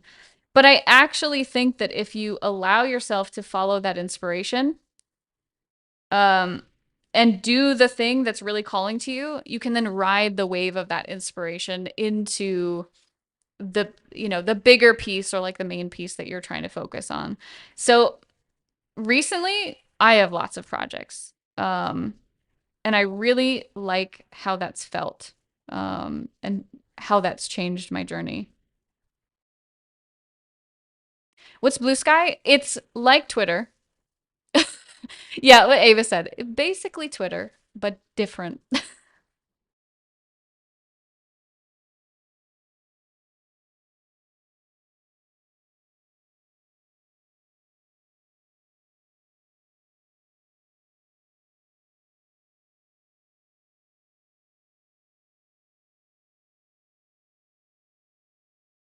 Yeah, I post the same things on Blue Sky and on Twitter, so you can follow me on either one.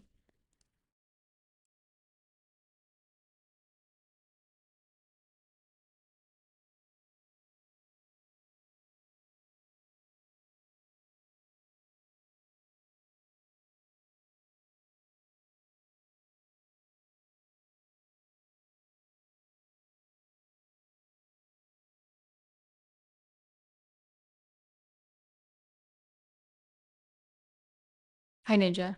Twitter as it should have been. I miss the old Twitter.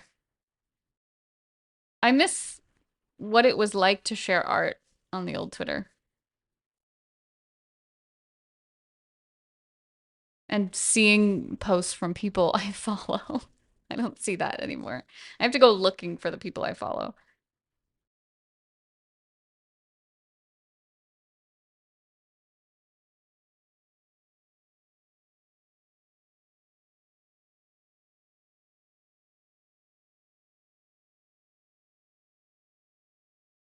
Coffee round two. Dug out my titanium cup. Hell yeah. I haven't finished my tea. I need to keep on sipping this. Chat, don't let me forget to drink my tea.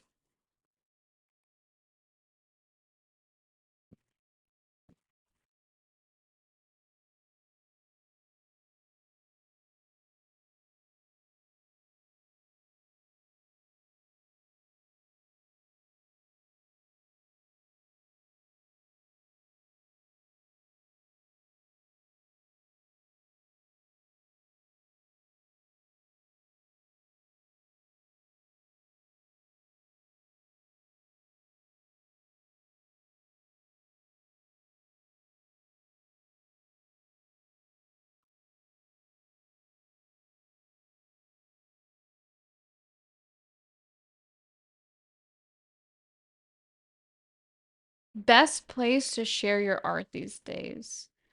Um, you know,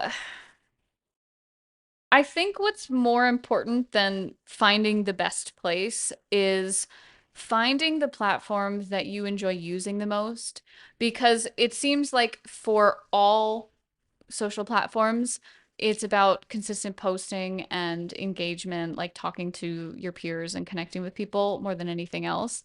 And if you don't enjoy using the platform, there's a pretty there's a pretty good chance you're not going to do that.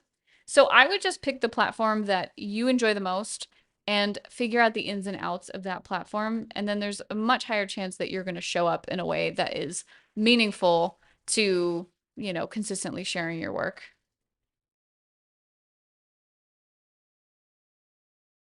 And I think that question really boils down to how do you want to share your work, and, in what ways are the best ways to do that. So, like, for me, I mean, I make art, but I also really love writing. And so Twitter was, I mean, I loved Twitter anyway, but Twitter was kind of a no-brainer because Twitter's very like fast-paced, lots of tweets, thoughts, and so it made the most sense for me. But if you're someone who likes making videos of your work, something like TikTok or Instagram might be better. Not to say you can't post that stuff on Twitter, but things like that tend to take a little bit more curation and development, and um, having a platform that emphasizes spending longer on a post might work better for someone like that. So it's like, what do you like, but also what is your medium, and how do you want to share it? Or what seems most fun for you?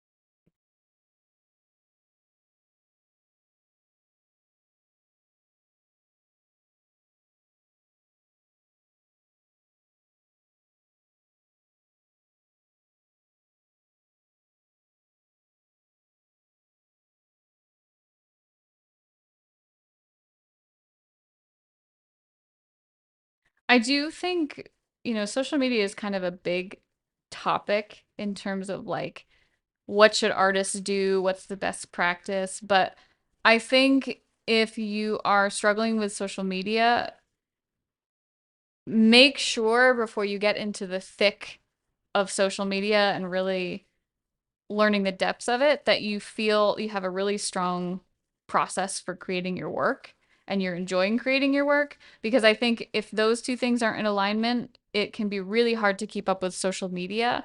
And then it kind of is this thing where you're trying to do social media, you're struggling with social media, and then it feels like it's easy to internalize that as like, oh, I need to make more art, or I'm not as good of an artist, or how will I ever keep up? Like, I think it can affect the art output, and I think the art should always be number one, both for enjoyment, but also like without the art. I mean, if you're an art account, like you gotta have the art.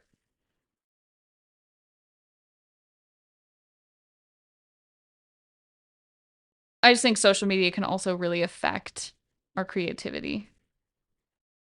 And I debated when I talked about when I made the art block post and how to navigate it, I considered one of the rules being taking a break from social media, but I'm tentative about that because I don't think it's necessary. I do think it helps. I don't think it's necessary, but I do think it helps because you kind of step away from what everyone else is doing. And again, having that moment of really, really going deep within yourself and asking yourself, like, what am I doing this for?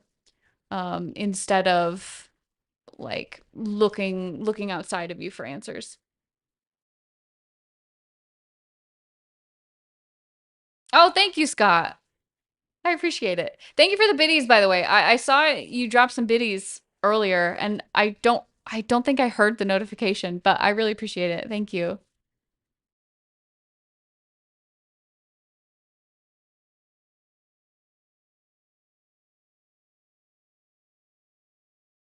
I know I'm just getting back to streaming again, especially on such a consistent schedule, but it really means a lot to me that y'all are still supporting and everything goes towards, continuing to make this possible. So it really, really means a lot. Thank you.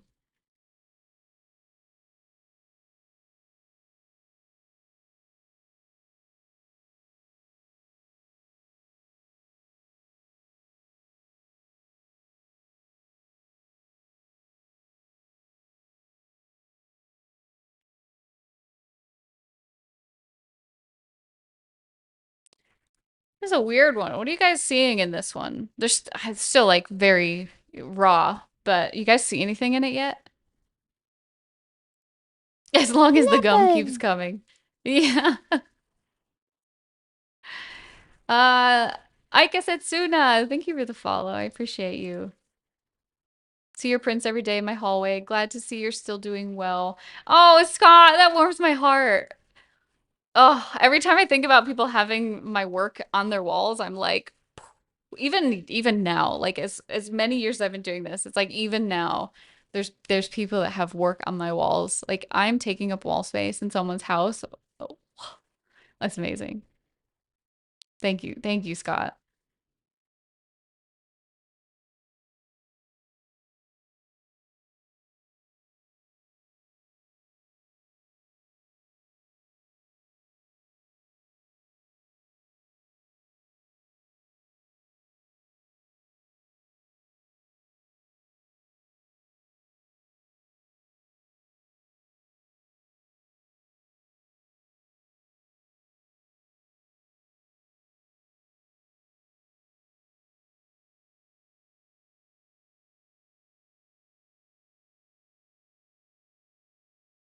Oh, my stomach just grumbled really loudly. I hope you guys didn't hear that. That was really embarrassing. Nexie, what are our thoughts on lunch?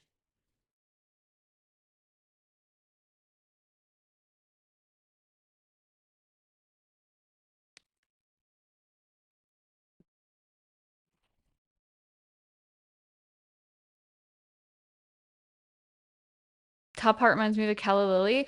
Ooh, I see it. I see it.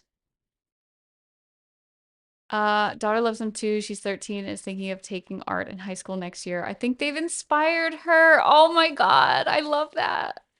Oh, that's so exciting. Does she do a lot of drawing at home? Flora Earth? Ooh, I like it. I like it. It's very individual. There's no right or wrong answer. Yeah. I need, hang on.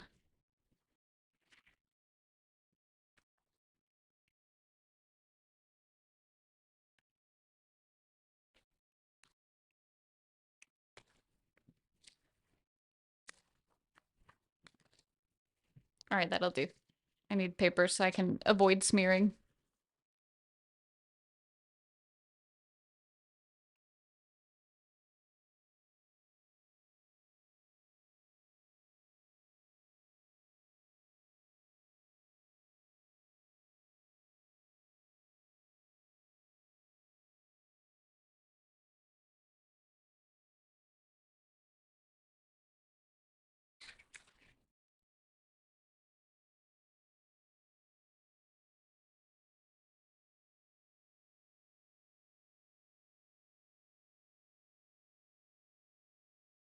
Ooh, like a world map. Ooh.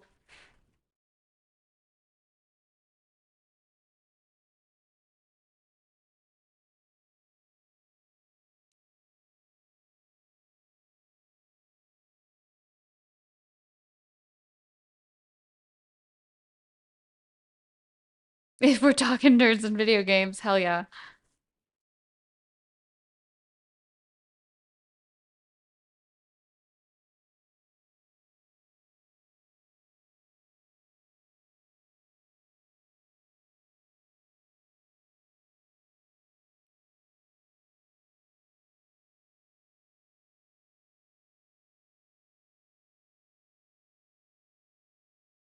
When I strict her screen time, she tends to pull out a book or notebook to doodle. Her doodles are creative. She applies techniques they've taught her in school. I love that. That's so exciting. There is a map making approach that's just dump cereal on a blank page and draw the outline it makes. Could totally work. I could see it. That could be fun.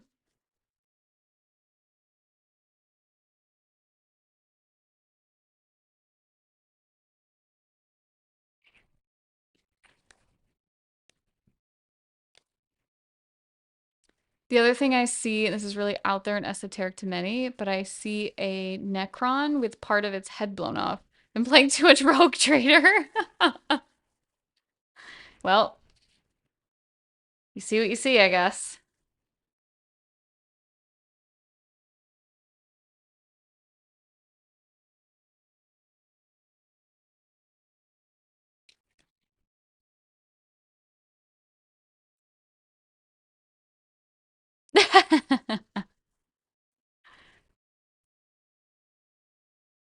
See, irises in this one. I'm imagining purple. I love irises. Actually, I think what I um initially wanted to do on stream today was do some flower studies because I was preparing for the painting we prepped yesterday, but um the art block thing just like flew out of me and I was like, I gotta talk about this. But I'll probably do some flower studies later today. I like to study things and then let them come out in the abstract work in like I don't go in with like any intention, but like the things that I spend a lot of time, I don't know, it's weird because I didn't spend a lot of time drawing flowers or animals, but it seems like they came out a lot in my abstract work. So I was like, well, if I practice drawing them, then unconsciously they'll just get a little better and better, right? Like that's my thinking. So flowers are just nice. Nature knows what they're about. You know what I was thinking of doing? And like, I don't know, this thought like fills me with joy, was just like having a florist put together a really beautiful bouquet of flowers and then just painting that. Like just like a gift to myself and then just painting it. I've I've had that idea for a little while. And I'm like, is this technically a business expense? It's kind of like hiring a model, except I'm buying flowers to do it. And I think that would just be such a serene experience, especially to like tell them what kinds of flowers I would want in them, and then to just make a painting or a drawing of it.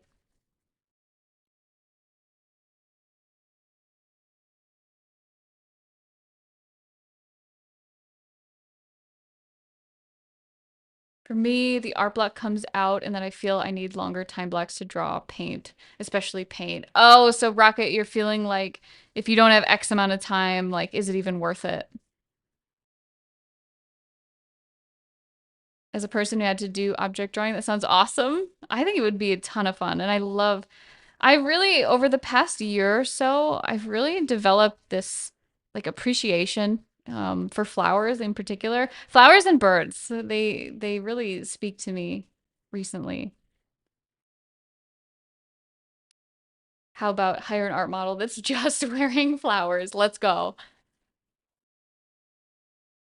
Part of me wants to keep plants, but I have like a reverse green thumb.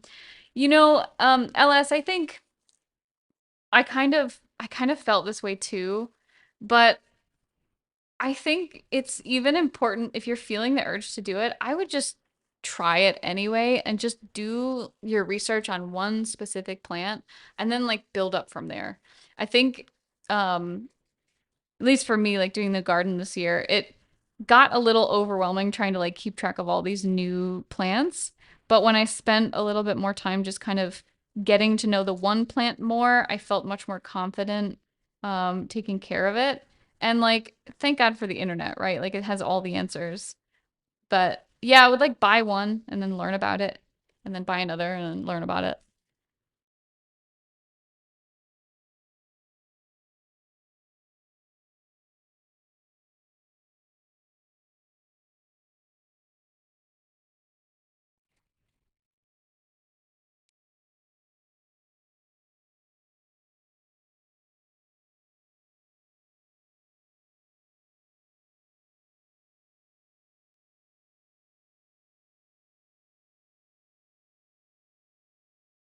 There's um there's a hawk.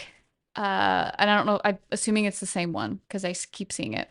But there's a hawk that lives over the park in my city, and there'll be times where I'm out walking and I just hear the screech in the sky, and it catches my attention every time. And it is a beautiful bird, like powerful, beautiful bird. There's a hawk, and then there's also a couple falcons that live nearby as well. Also beautiful, so freaking stunning. Like every time I see them, to me, it's like a message of like, uh, I'm on the right track. I don't know. Whenever I see them, I'm always like, this feels right. I love these birds.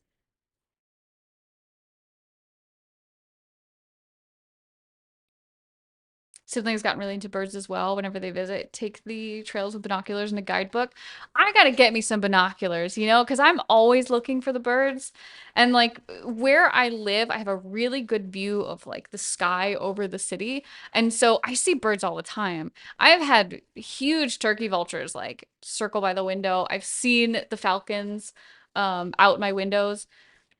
Like I see them all the time. I just need to get a pair of binoculars so I can just spy on them more. Like, what are you guys doing up there? What are you doing? You flying?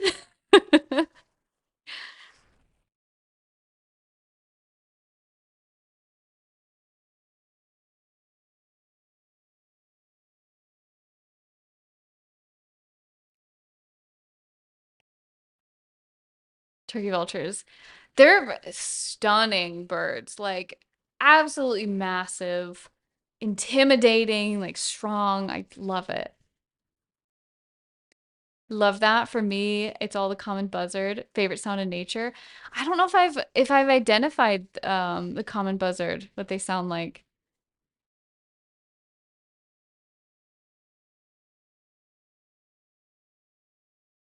There was one time, oh my God, this was like it was surreal. Okay. Nexie and we were walking on, there's some trails like through the city. It's just like a little park and then it leads to another part of the city. We're walking through there. We get up kind of on the residential street. And as we're walking up the sidewalk, there's this huge house like nestled in the trees right down the hill.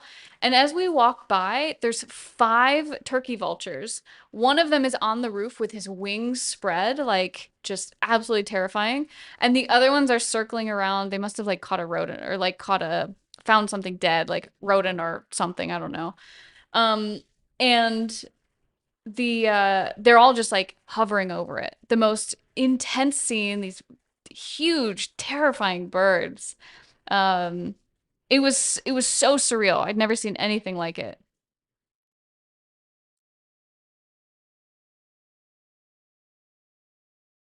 But to see one of them standing on top of the house with its wings spread, like on the lookout or something, I don't even know. I don't even know what sort of bird ritual they were doing, but it was a crazy scene. Doing something along for a bit. Soon I gotta go to eat, but I'm happy to catch you streaming at least one still. Ika, thank you for hanging out. I really appreciate it. It was great talking with you.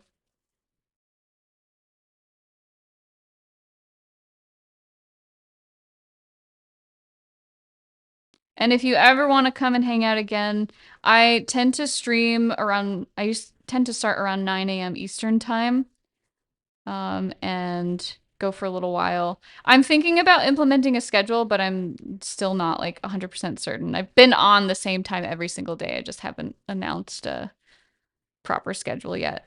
So hopefully we can catch you again.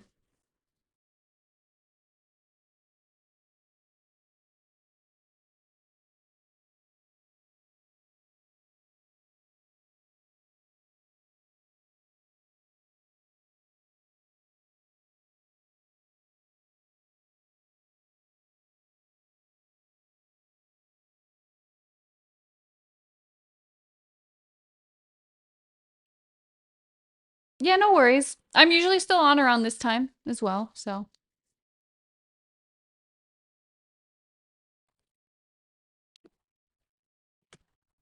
Hang on. I'm gonna go check in with Nexie and see what we're doing for lunch.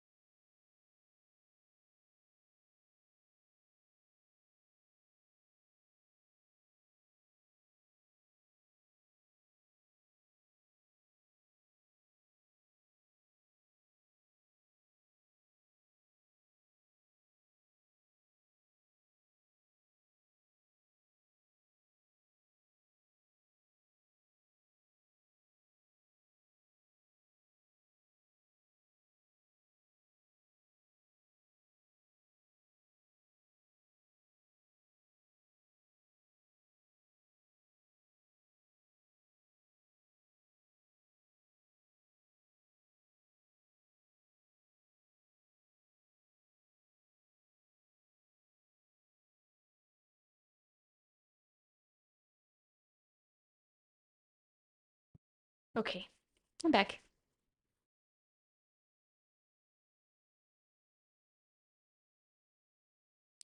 Fun fact, vultures are giga immune to most diseases. Oh wow, I didn't know that.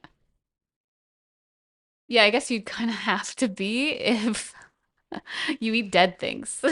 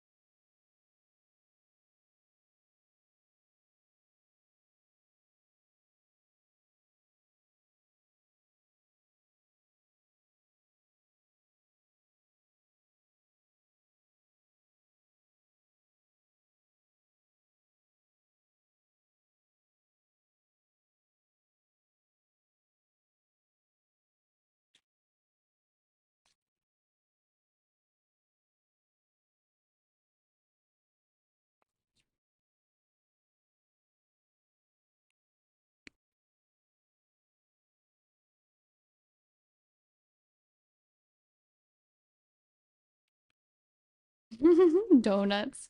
I haven't had a donut in a while. Lemon. Huh? Whichever one's fine. Maybe vanilla. Okay, bye. Max, thank you for the follow. Appreciate you.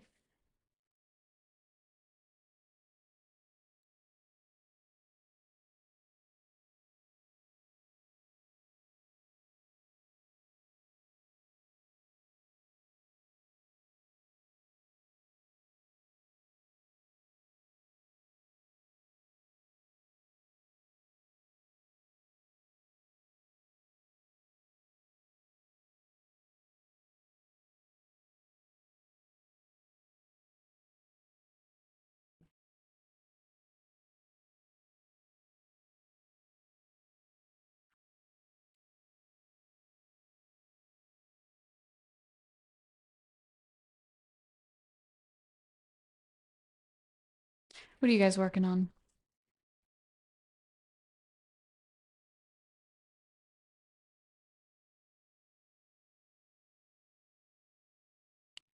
Hey, Max.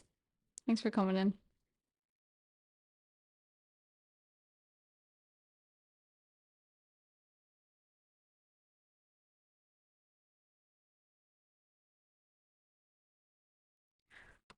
Oh, I'm hungry. Hungry.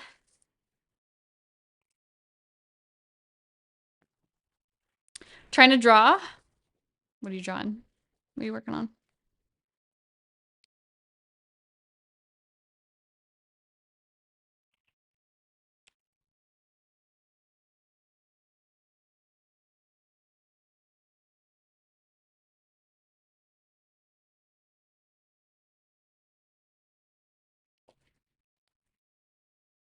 Seems to be the theme.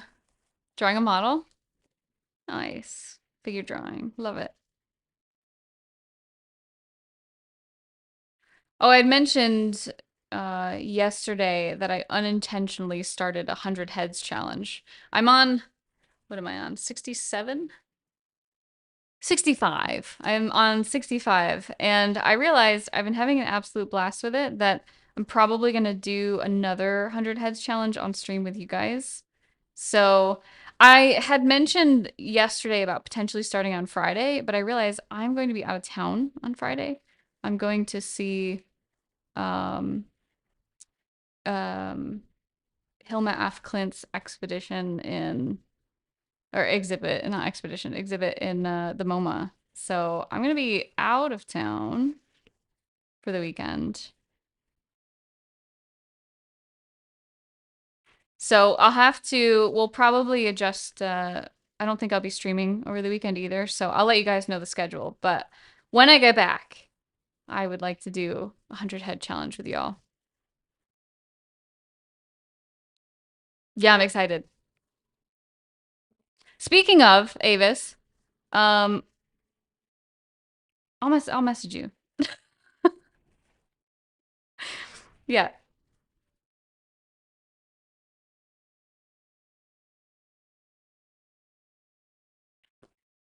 Uh, Wednesday's usually bad drawing day for me. Either all goes wrong or I can't decide what to do. Oh no.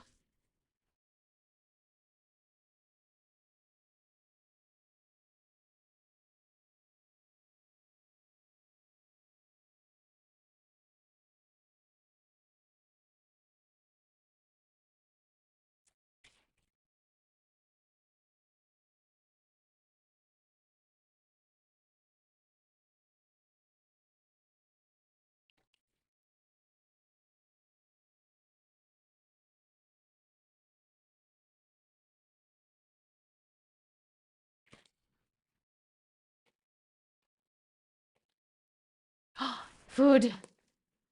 Okay, food is coming, you guys. All right. I'm gonna wrap up today anyway. I'm super hungry and I'm like slowly losing steam. So I'm gonna send you guys off in a raid.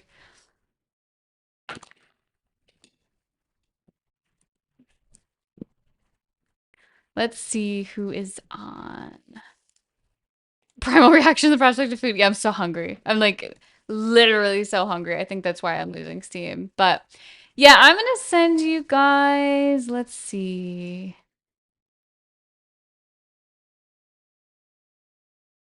Who should we go see? Do you guys want to go see someone new?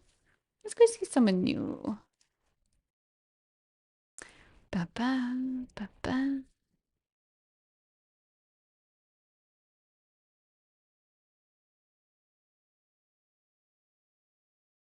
Oh God, I'm trying to pick someone. Do you guys have any recommendations?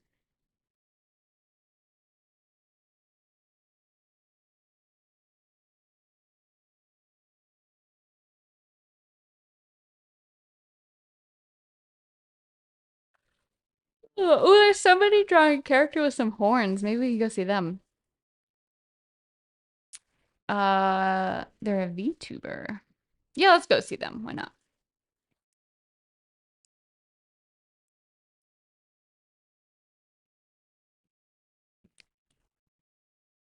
Actually, yeah. We'll give that a shot. So I'm gonna send you guys off to Kath, and this is our first time rating them, so make sure you give them lots of love. I will see you guys again tomorrow.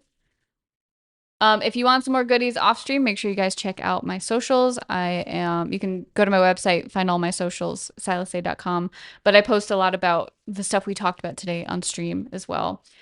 Reminder about Dayanora, if you guys want to get your version of her, it is pre-order time. You get a special pre-order rate. There are only 100 available. So go and check her out. You can get the fully painted version or the unpainted version as well. If you guys want any other resources, educational stuff, I've got portrait drawing courses that you guys can follow. All of this stuff is listed on my website. So if you have any curiosities or interest, silasay.com. You can check that out. Yeah. So I'm going to send you guys off. Have a wonderful rest of your day. Thank you for coming to stream. Thank you for the really insightful conversation today. I think it was great. All right, guys. See ya.